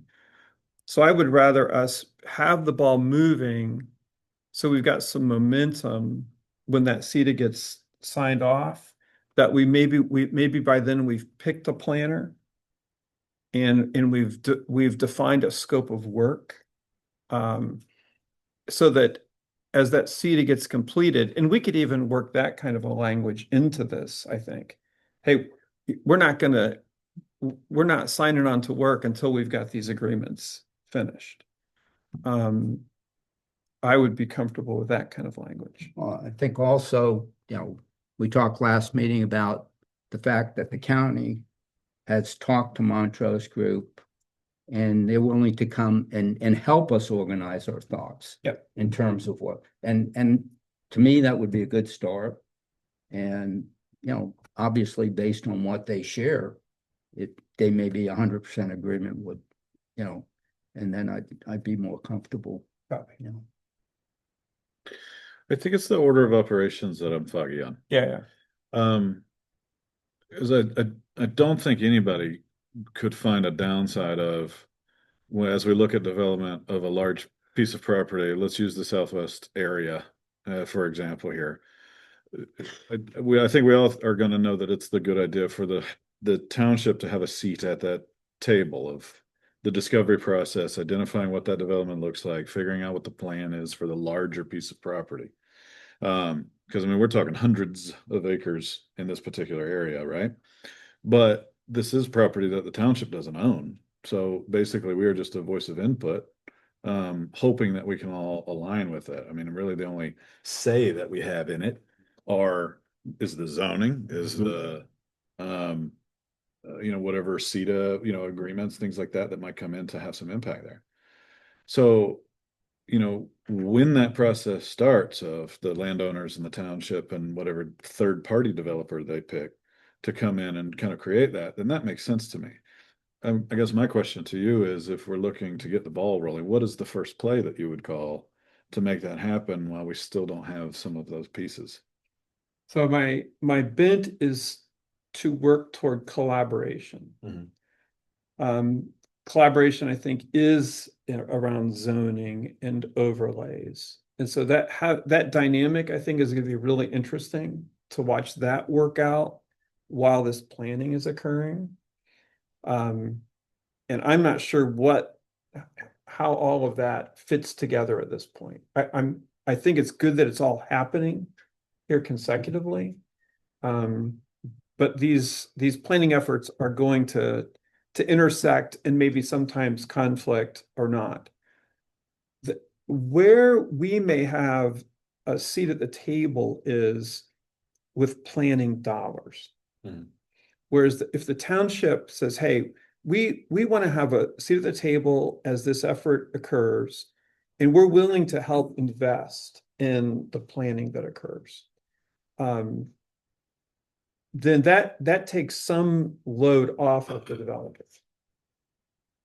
And grants us that voice. Are you referring to investing in the planning process or investing in the infrastructure of the resulted plan?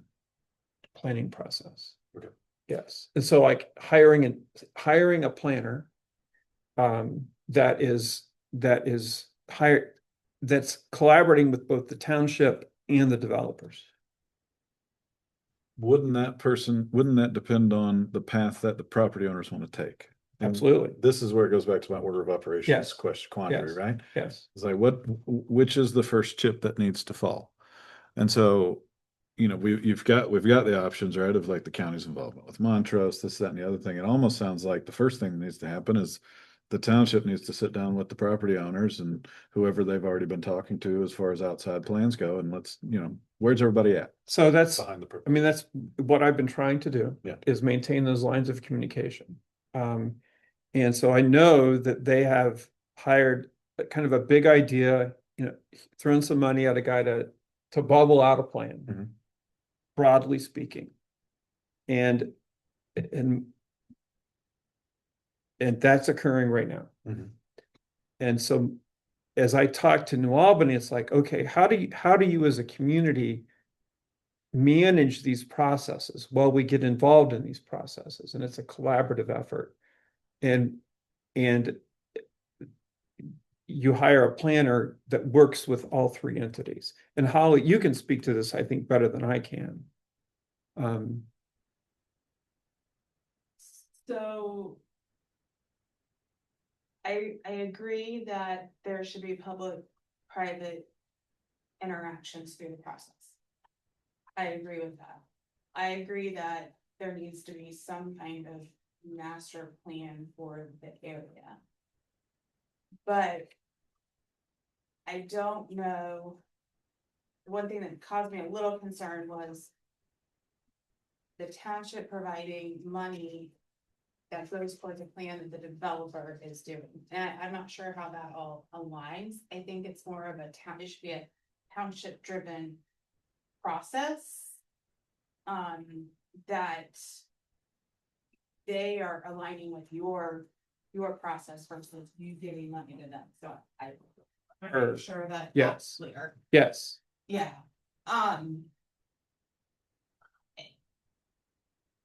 So I struggle with the CETA agreements not being fully fleshed out at this point.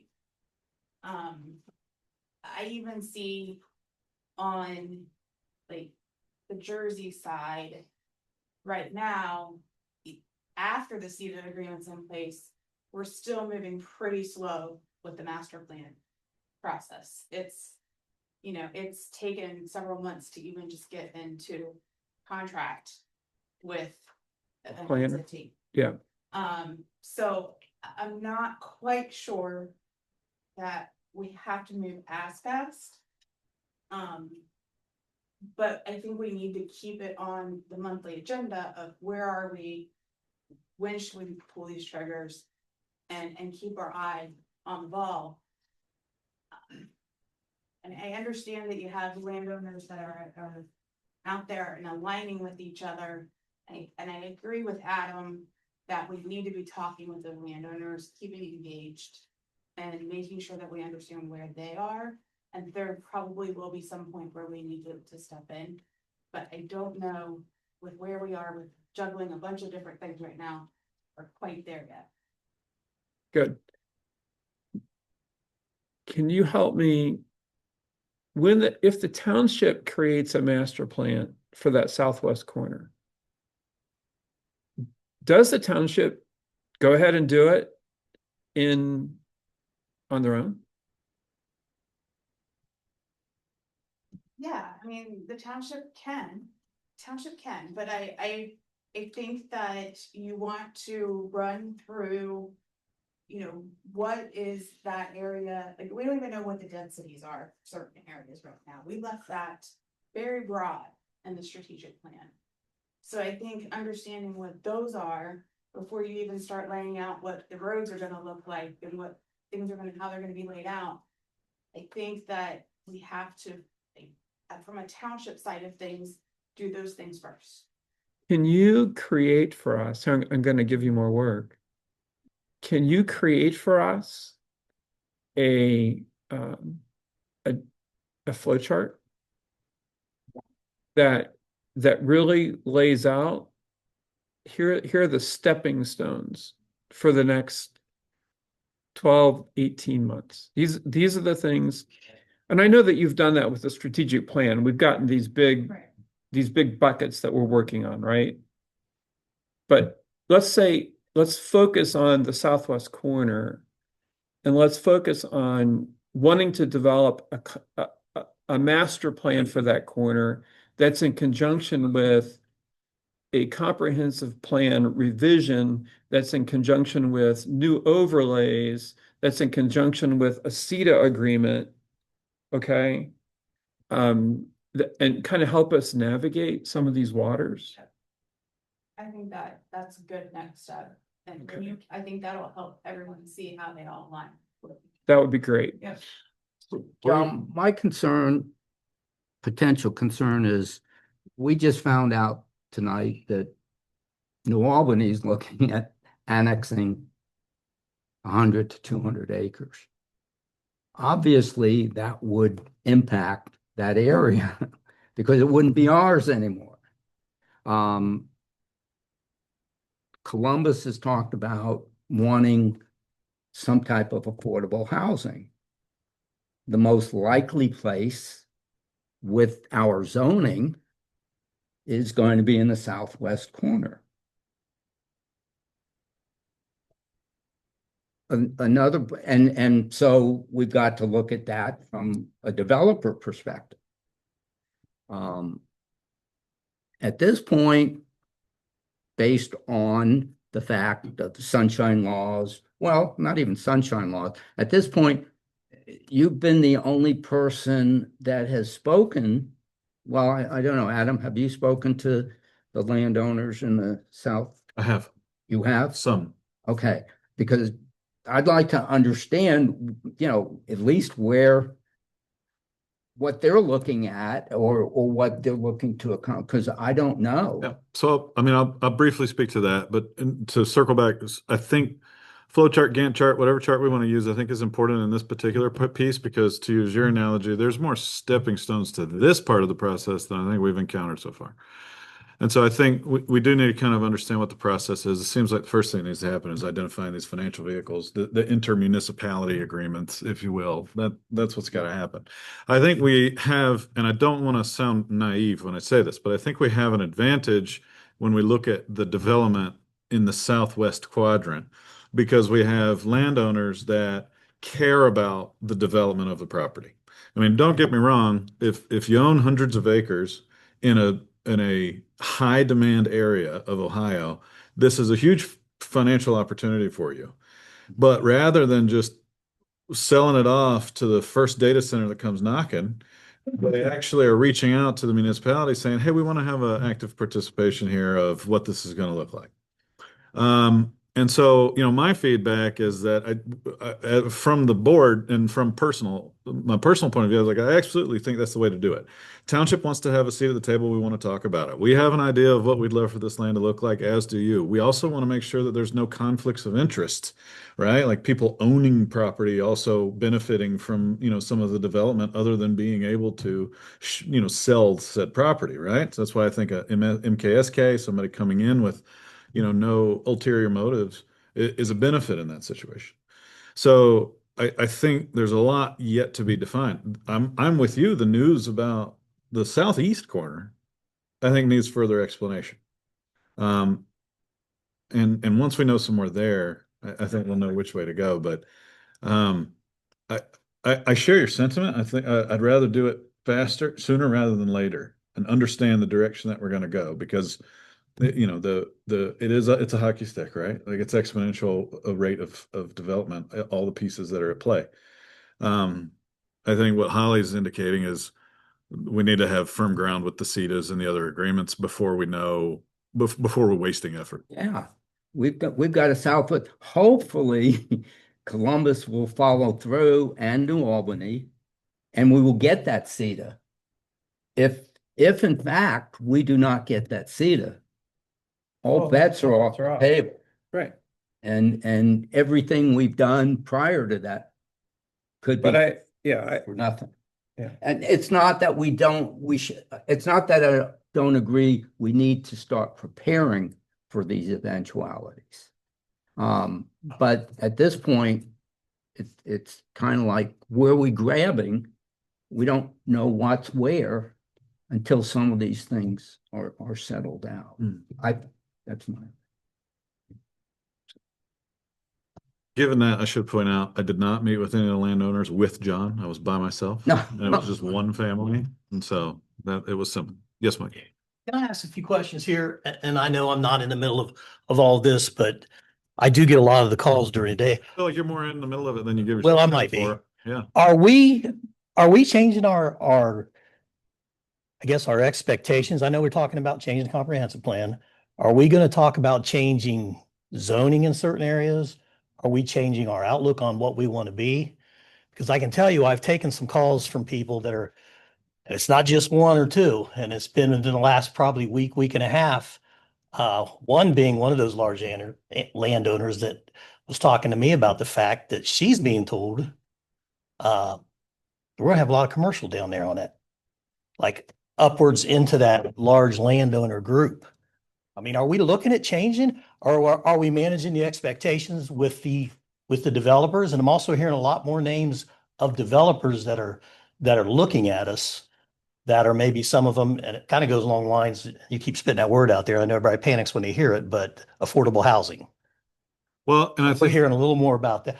And I'm telling you, I'm getting these calls and people are calling and asking and saying, and a lot of them are saying, we're just gonna sit here and wait till that zoning rolls in or that sewer rolls in, and then we're gonna jump all over that, which really kind of puts me in a little bit of a, I'd say at a minimum of a concern about what's going to go on down there in the middle. And it's really not just that bottom, we keep saying that bottom southeast corner, and I guess it is, but it's kind of getting up into the middle, upwards across all the way over to 605 without.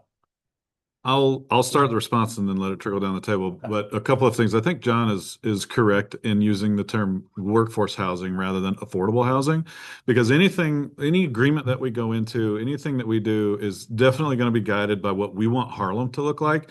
I mean, there's some things that we just have to accept, like the density in certain areas of Harlem is going to be more than a ranch on every 2.5 acres. This is just the future. We can't deny it. And so I think as we go into it, even Brian Clark, when he was up months ago, said, you know, we can't adopt Harlem housing, but you know, if we have an area that we establish as our zoning in that area, it can almost be cut and paste what Harlem zoning looks like in that area. So we're going to protect that as much as possible. I will also say that I have personally said for quite a long time that the township does not benefit by covering all of our acreage with houses. We will not benefit from that. We have to adopt smart commercial and industrial development because we do not want to excessively tax residents or residential development. We don't want to tax existing residents at all in terms of like TIFs or anything like that. We want new development that comes into the township to pay for itself. Now, will there be additional housing developments? I'm sure some developer is going to want to pick up some property, put some houses in. Is it going to be another Miller Farms where there's 400 houses, on considerably less acreage? I certainly hope not. But what is going to make a lot of sense is like high-tech industrial things that can be put on an individual landowner's hundreds of acres with smart landscaping and architecture, and people driving by will never even know it's there. These are things that don't pollute. I'm not talking about data centers. I'm talking about the endless other options that could be there. These are areas of development, which you know better than anybody, that given the correct financial vehicle can give the township financial resources to continue to protect the way that we want the development to look. And so that would be my response to the question of, hey, I hear there's a lot of business going to be coming in. Well, ultimately, the developer is going to decide probably what their option is, but that option is going to be within the confines of what our zoning and other statutes look like. Does that make sense? It does, but in the areas that they're talking, we don't have that kind of zoning in that areas. So obviously we're looking at changing zoning or putting in more overlays, or is it going to be, are we going to go in and do spot zoning? I don't know. This is what I'm asking And because some of that might I'm yet getting the questions. Some of that might yet to be determined. Case in point, the master plan conversation that we just had of, we'd love to look at this big chunk of land, identify what's going to be where, but that cart is way in front of the horse at this point, I think. I mean, these folks that own this property down there, they're still talking amongst themselves to get on the same page. Strategic, the business park in that. Yeah. Southwest corner. So that's why you're getting calls, because the strategic plan shows that. And if they come in with proposed rezonings, it would be in line with the plan. It wouldn't be spot zoning. I mean, and this goes back Not that. years. Oh, okay. This goes back years, though, the Southwest along Fancher and that area, based on the fact that they already have more commercial than any other area of the township.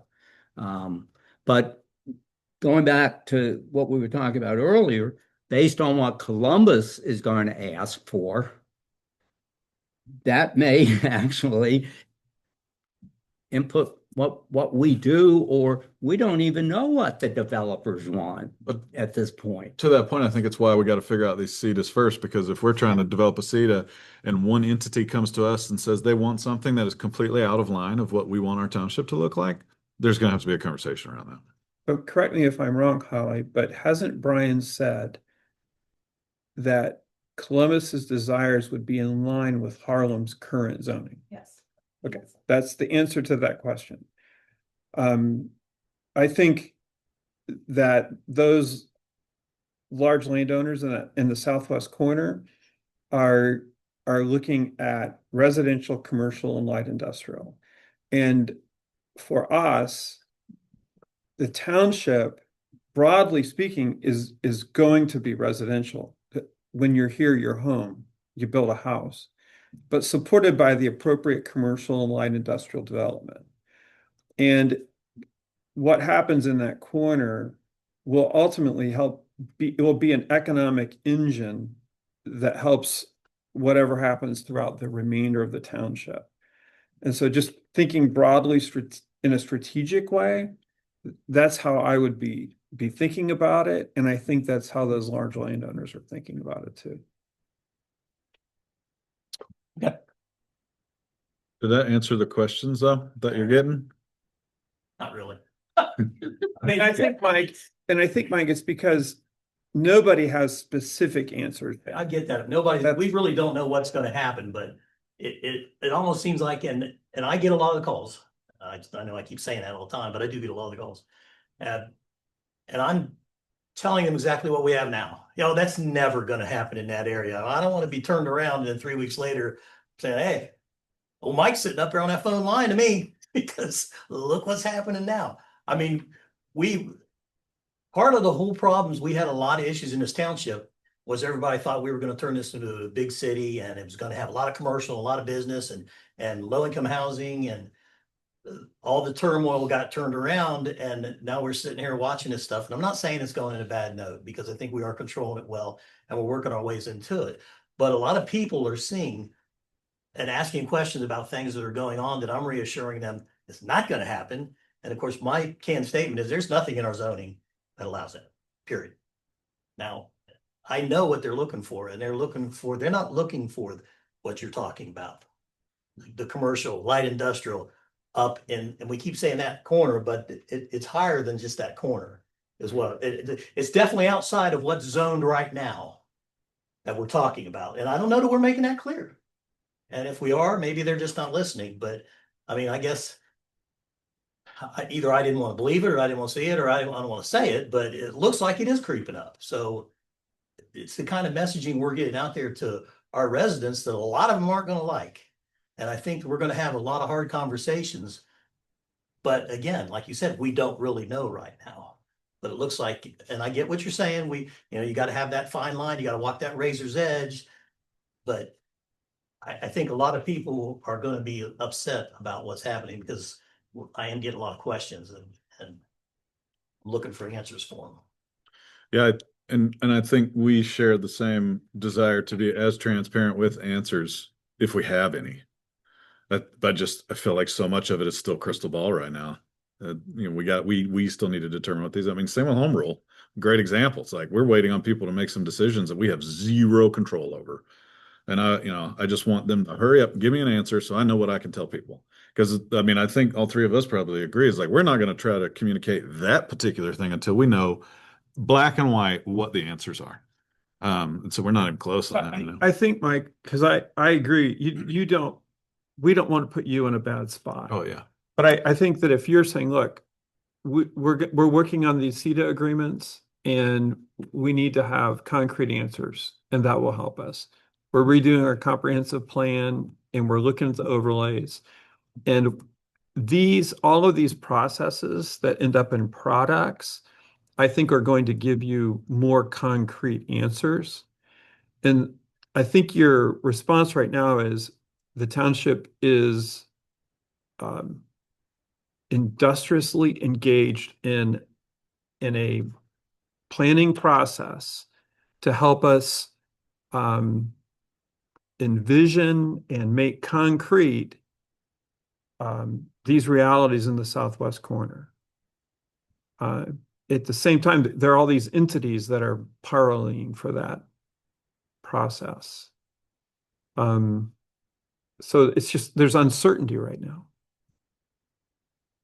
Absolutely is. Yeah. Mike? Yeah, just as a kind of a point of clarification. Listening to the discussion, I've heard the terminology of light industrial retail development in the Southwest. That would be what people are concerned about. And what is the Southwest corner? South of Center Village, starting from Hoover Reservoir and coming to the east, how far? That's the Southwest. I've also heard discussion about what New Albany wants and the acreage that they were talking about. That's not in the Southwest quadrant, at least not in my. Southeast. Southeast. Correct. So it gets confusing, and that is in part, I think, the message that's getting out there that people are hearing.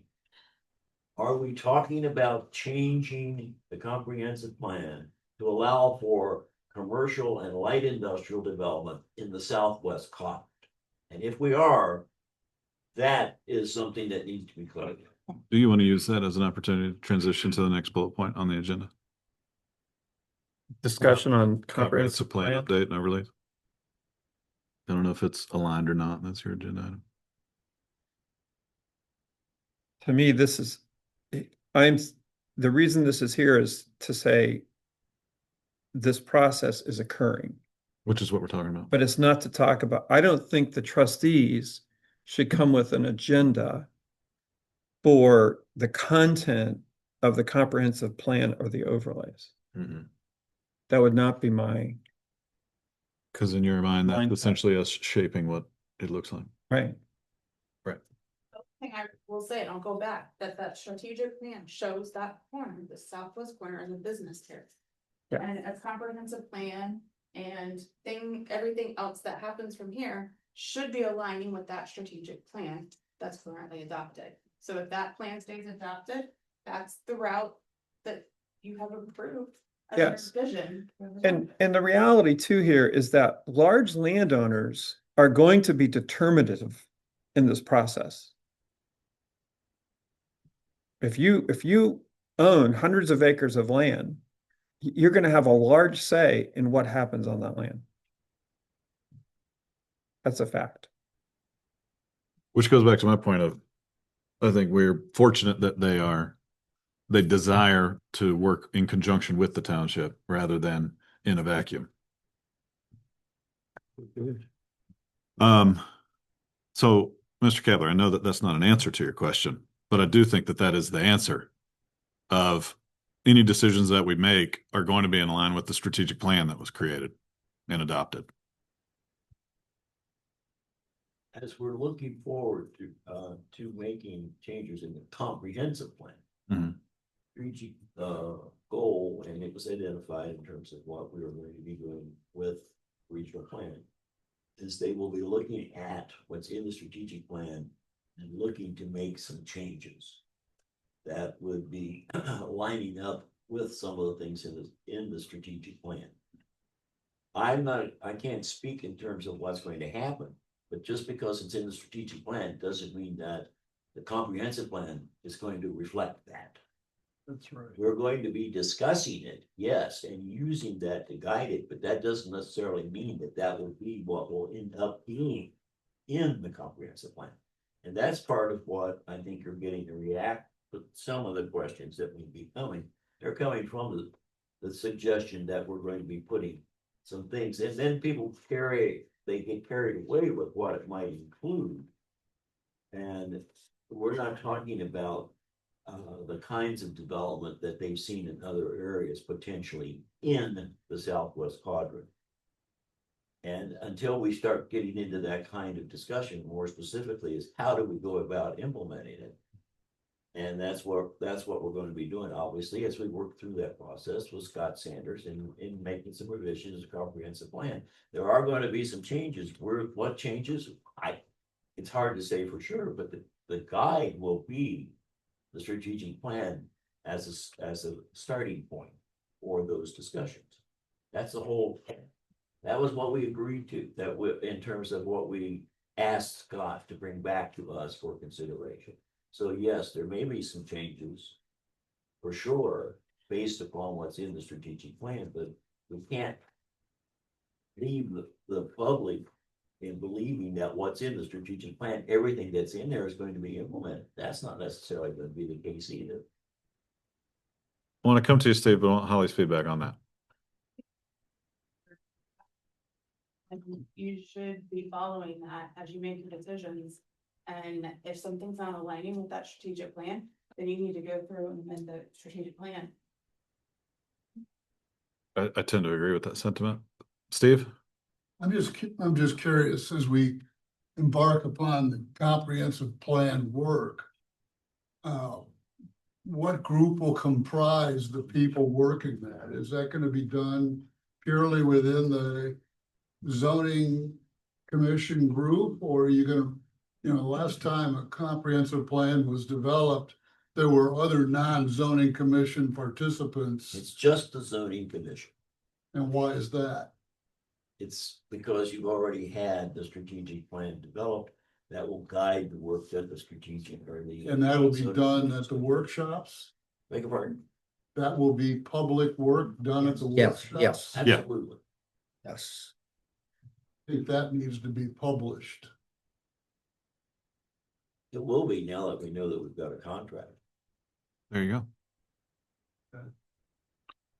All right. Expeditiously. Yeah, so I'm just gonna skip the next thing. I can wait until next month. Okay. Jack O.D. has expressed interest in a summer internship. I talked to Lindsay about it. I said, hey, do you think you'd have 5 to 10 hours of work a week for him? And she said yes. And so I'm trying to get the board's temperature on hiring Jack for a summer internship. I think it's great timing with the new branding. And I would 150% endorse it if one of the assignments he has is to implement the scanning program. Scanning? Testing, yeah. Got that, Ashley? Okay. You have So to figure out what program you're wanting to use by the time he gets here. That So if you can figure out the program you want to use, I can set him over there with boxes and boxes and boxes. no. So Whatever he needs. next month, I'll come with a resolution that has dates and hours. Okay? Yeah, I think even if Lindsay has a few things that, I'm sure she could definitely make him busy, but I absolutely think with the branding being being rolled out around that time. He worked on the website a lot. I think he would be really helpful to help with that branding, but Yeah. yeah, whatever. I don't expect Yeah, him great. to spend hours and hours and hours scanning documents in. But understanding the process and how it's done and helping to set the system up. I'll be executive. Okay. All right, jumping down, Bob, you had an update on the sewer? Quick updates on sewer. The Columbus portion, I've communicated with the project engineer, is basically complete as far as the physical process itself. They're doing all the finish work. By this time next year, they will have everything complete except for some landscaping or something to that effect. Okay. Talked to Tiffany Mag, head of the sewer district, and everything is moving forward from their perspective. The big question is how this is going to be paid for the first phase. And I shared my thoughts. The township's not paying a dime, which she understands. I do have a meeting with one of the county commissioners next Friday, and they will understand that as well, that developers through TIFs, JEDs, whatever, are going to be paying for additional. The thought is that potentially they will do maybe bonds or something for the first phase. And then, from that point on, the various entities that are in those areas would pay for it. Also talked to, apparently the mobile home park does own the processing plant itself. The deed shows in their name. So what I need to do really is find out from the mobile home park what their thoughts are. I did speak to another individual at EPA, the person that really is in the nitty-gritty of it. And her thoughts are, well, what's the county going to charge them to connect? Well, again, they're not going to pay $2.5 million. They can't afford to pay $2.5 million worth of tap fees. So the Board of Commissioners will have to discuss if there's something that can be done in that respect. If the sewers, I did get more clarification, if they're within 300 feet, it's considered adjacent to it. But there's still a lot up in the air as far as that, and a lot's going to depend on what Russ does in terms of his facility and how the mobile home community would work with him. So that's an update on that. And it was, data center moratorium, and I won't get into a long update. I actually, St. Albans Township did pass a resolution. I actually have that resolution, spoke to their township administrator today. And essentially have done it through zoning.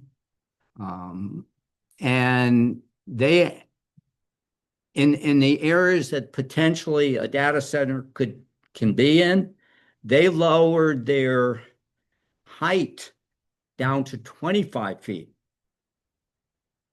to keep data centers out. But we had a decent discussion, and it's zoning. It's how we zone our particular areas, and Polly knows more than anyone. So restricting development standards is a way that you can limit them, but I don't think you can flat out say it prohibited. No. Yeah. No, and they didn't apparently. That's good. to know.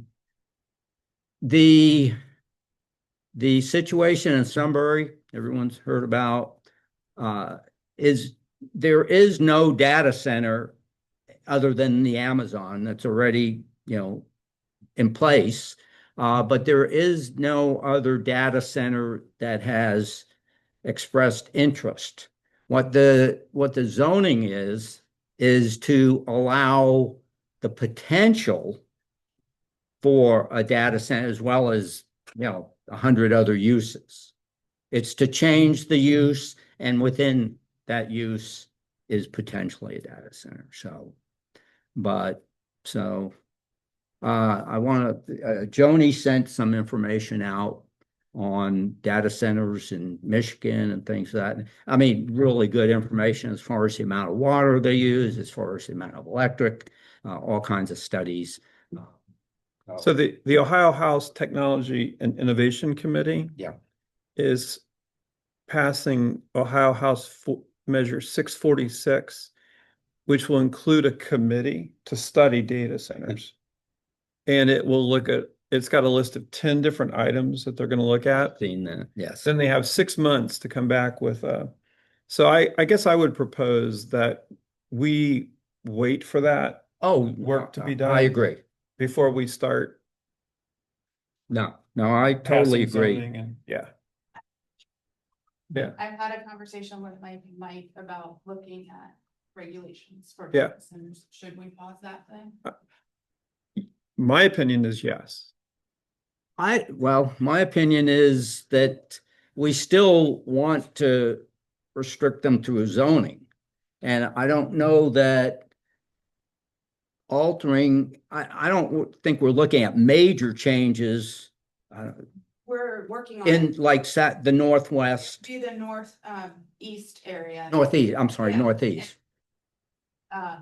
Putting in signal buffers and requirements to help, larger setbacks and those sorts of things to comment. We also are removing them for one of the sub areas and only allowing them up towards the intersection of 37, closer to 37. I guess that I would like us to, whatever we do, that it be fact-based, not fear-based. And so if our legislature is going to do some work, let's let them do their work, and then let's look at it and go from there. That would be my take.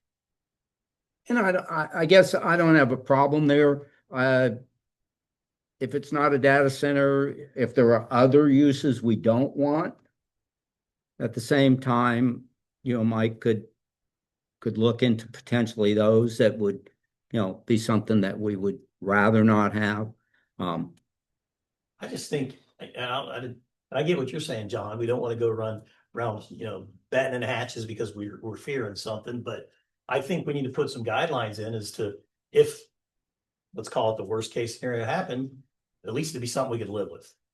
That's my thinking.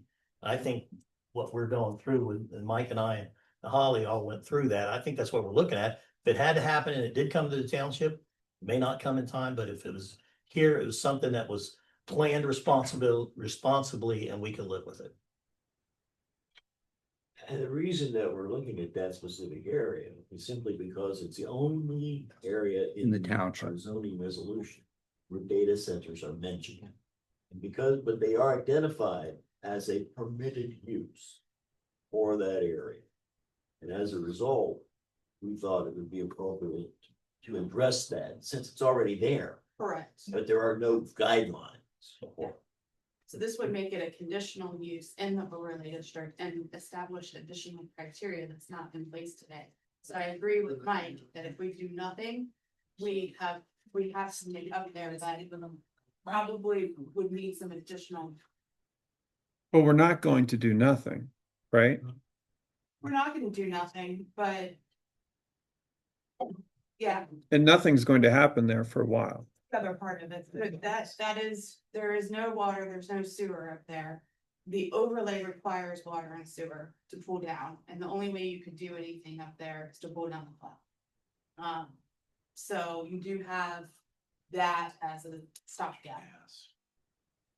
Can we look at taking data center, the word data center out?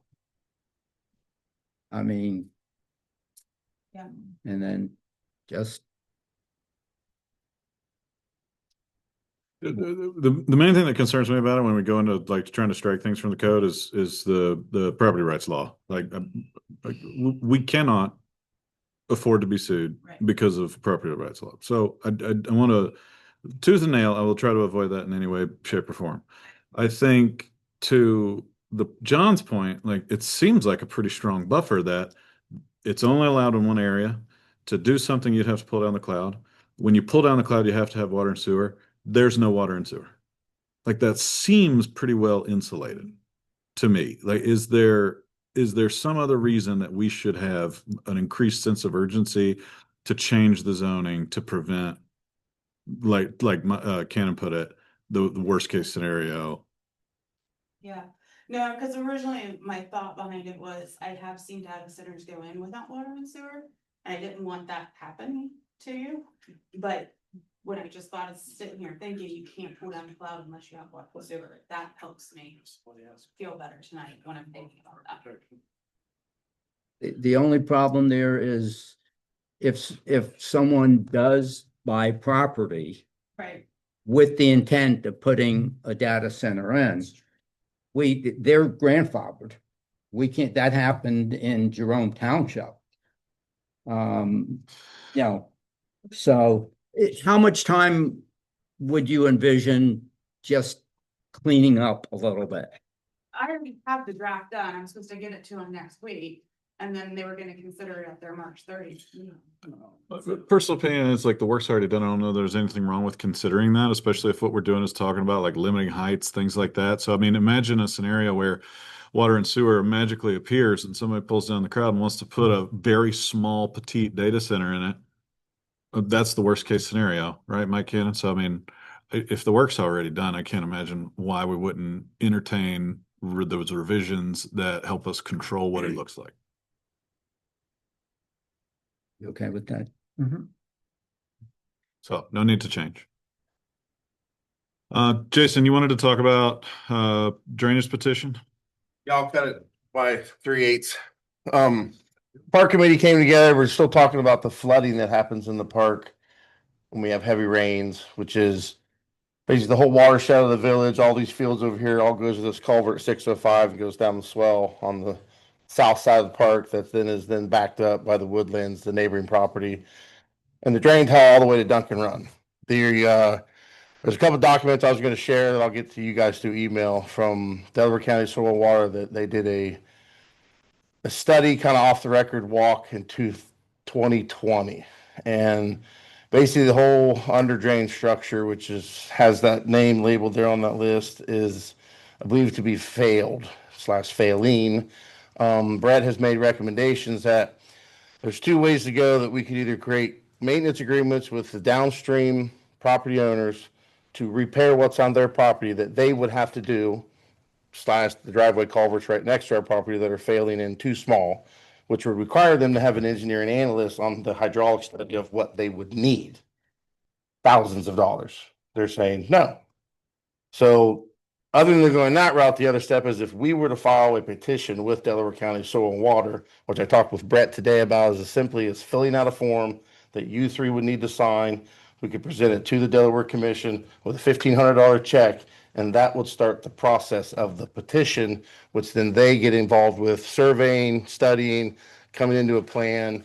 And if the commission deems they want to move forward with it, then they start the process of developing that plan to repair all that drainage system, which is a 3 to 4 year process. You don't have that petition tonight? No, he's gonna get it to me. I spoke with him finally today. He's been swamped with other stuff, but he's gonna email it to me tomorrow. And then it's just a matter of you guys having to sign it, and then we would have to submit it to the commission. Conversation? This has been discussed in the past. The question that as a board we need to ask is, whether it's worth us doing it and having all of those people basically saying, we're okay with the way it is. That's the bottom line, is this has been discussed previously by previous boards. The neighbors are not in favor of it because they're assessed. They're all assessed fees to Yeah. fund the project. That every parcel involved in that drainage will be assessed a fee. That's right. And from my understanding, that's the last time where all the downstream neighbors said, oh no.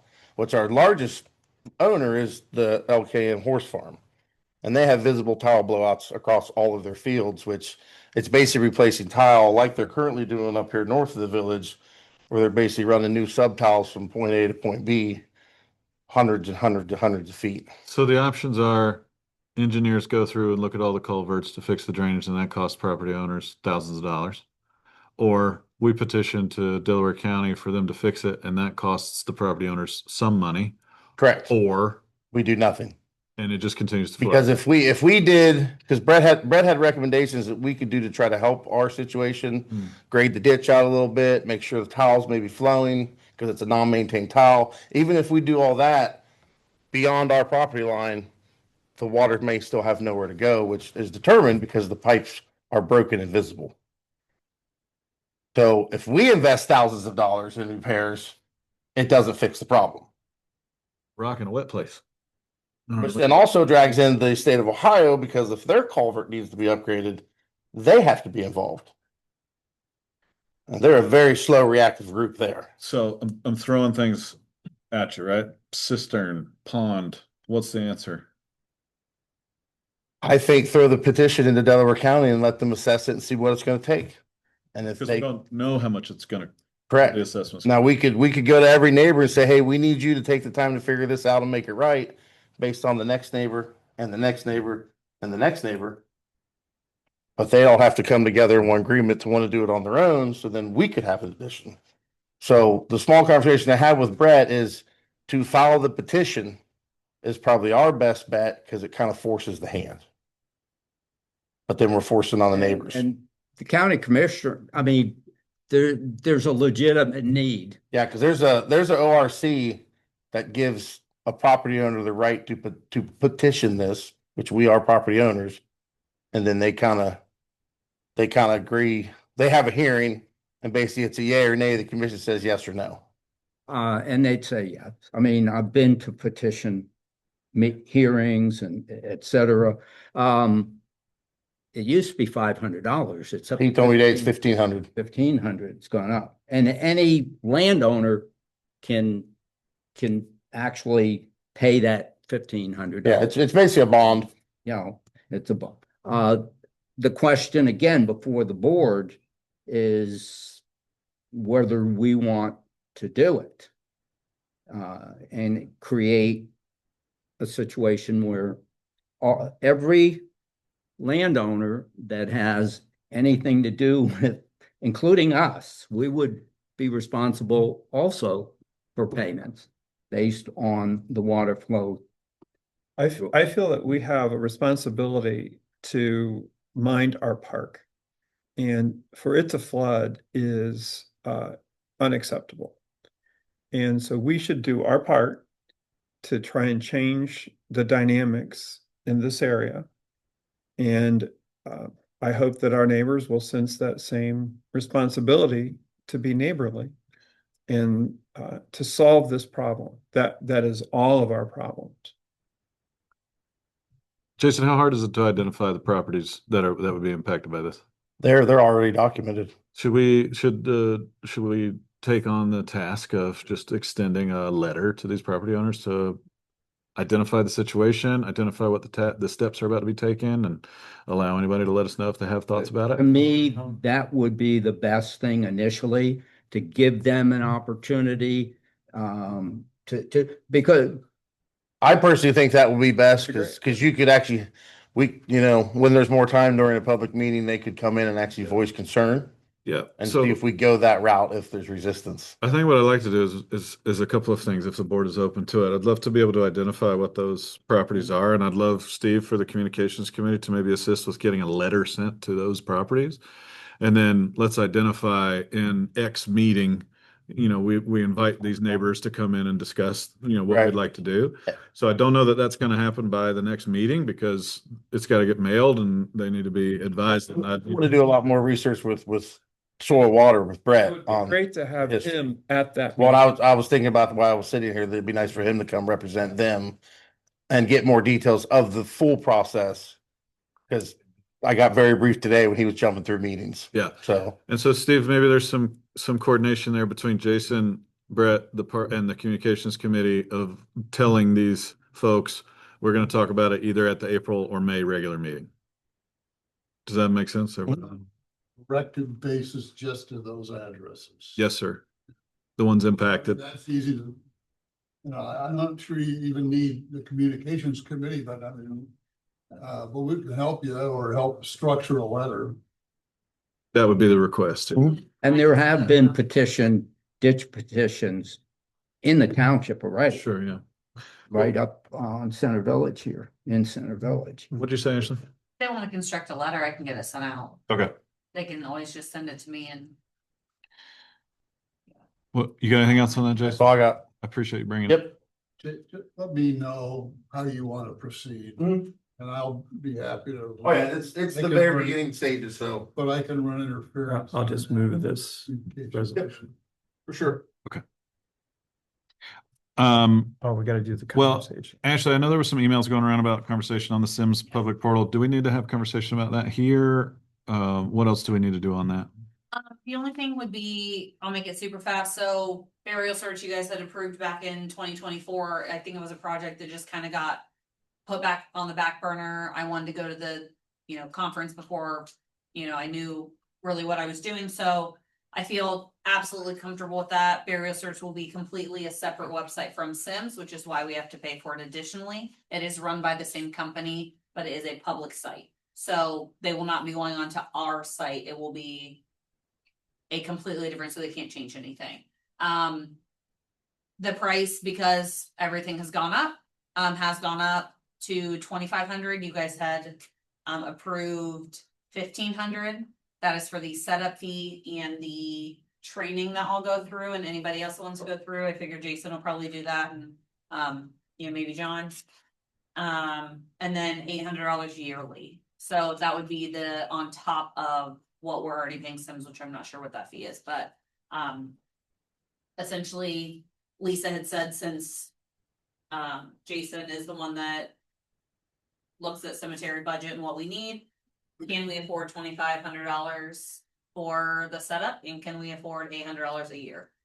I mean, it's very possible, but my first question is there not lots of programs or products out there that provide these services? No. So we're not just, Okay, yes, there we are. spend this money for a Harlem Township per se database and 8 people use it?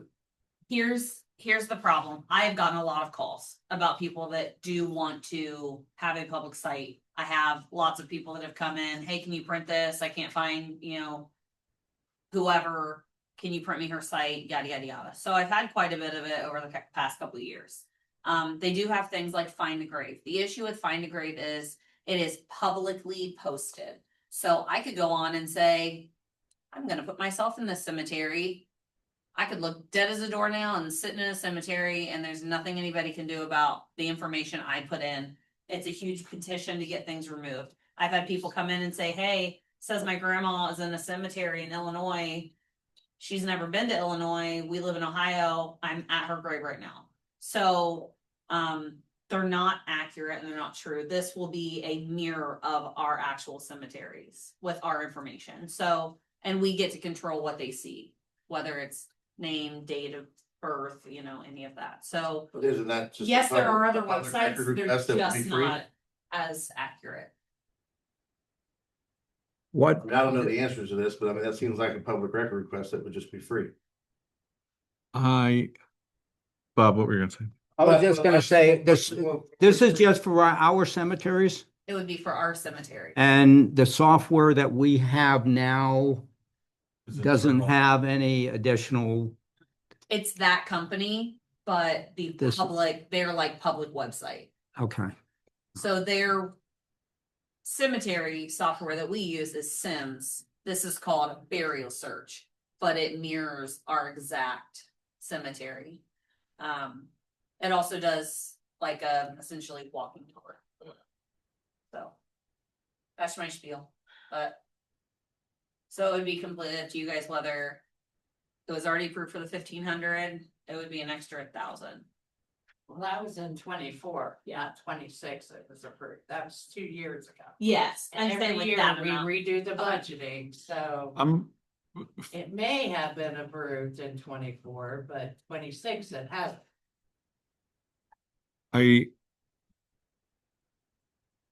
I'm going to ask, so I think it's been quite a while since we brought this particular subject up.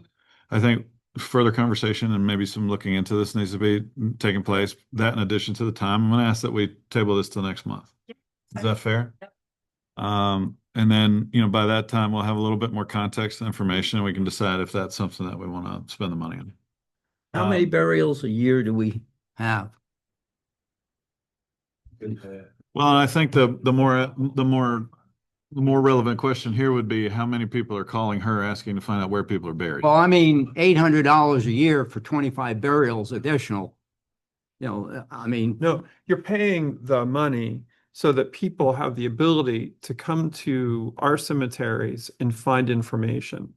And so I'm a proponent of this because I think that genealogy is a great thing and it's an exploding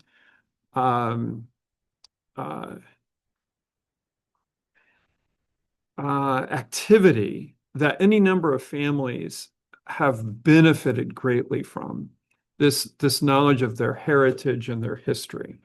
And I think if the township can help in that process, that it's a good thing. And so I am for the township putting up accurate records of who's buried underneath our soil. And I don't think that's an unreasonable amount of money to pay for it. That's my 2 cents. I think the time to do the diligence and the budget is probably important. And then that might even give interested parties an opportunity to see if there are other resources. So let's put that on for April. Okay. Um, One thing that I forgot to put on, Lindsay asked me to put, it'll be resolution 006 to approve Steve Eisenbrown as the communication committee vice chair. Steve, is this still what you want to do? Yes, sir. Even after tonight. Even more. All right. So moved. Second. Roll call vote, please, Ashley. Holiday. Aye. Trainer. Aye. Singer. Aye. And then zero. I will move resolution 26-004 to approve a refund of a Grange Hall rental fee that occurred on 3/15/26 at a cost of $100. Refund to be paid to Rachel Wolf. Motion, do I have a second? Second. All those in favor, aye? Aye. Aye. Opposed? Motion carries. Steve, you want compensation or not? Okay. We're gonna have to deal with that across, when it comes to us for. Yeah. Committee, then they can elect. Compensation hasn't been identified for that committee at all. Want to see. All right.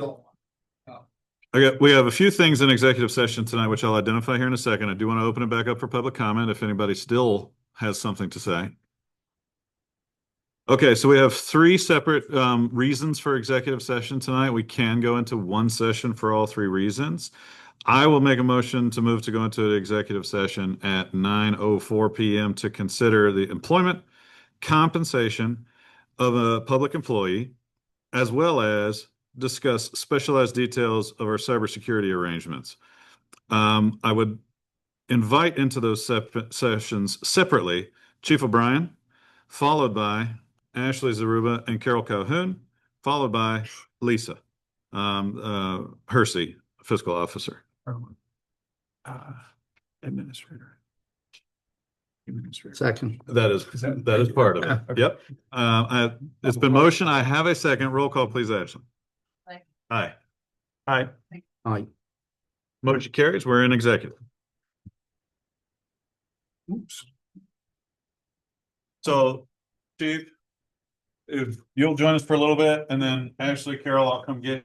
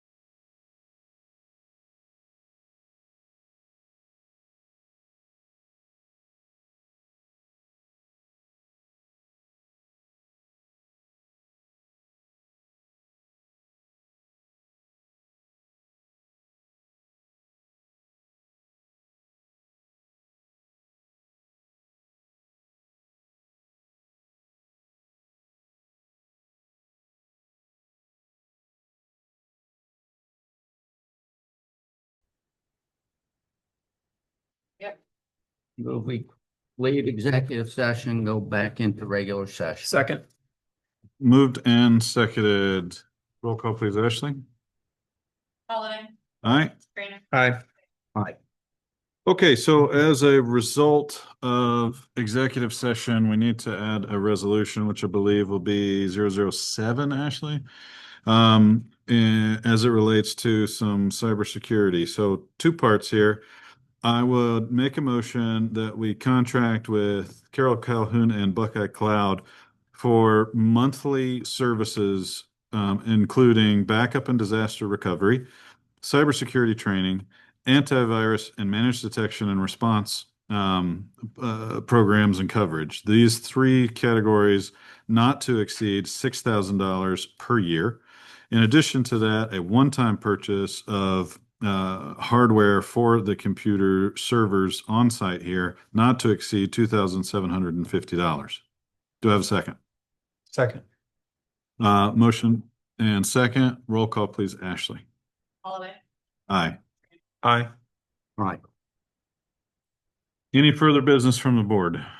Have none. I would take a motion to adjourn. So move. Second. Those in favor, aye? Aye. Aye, opposed, motion carries. We're adjourned.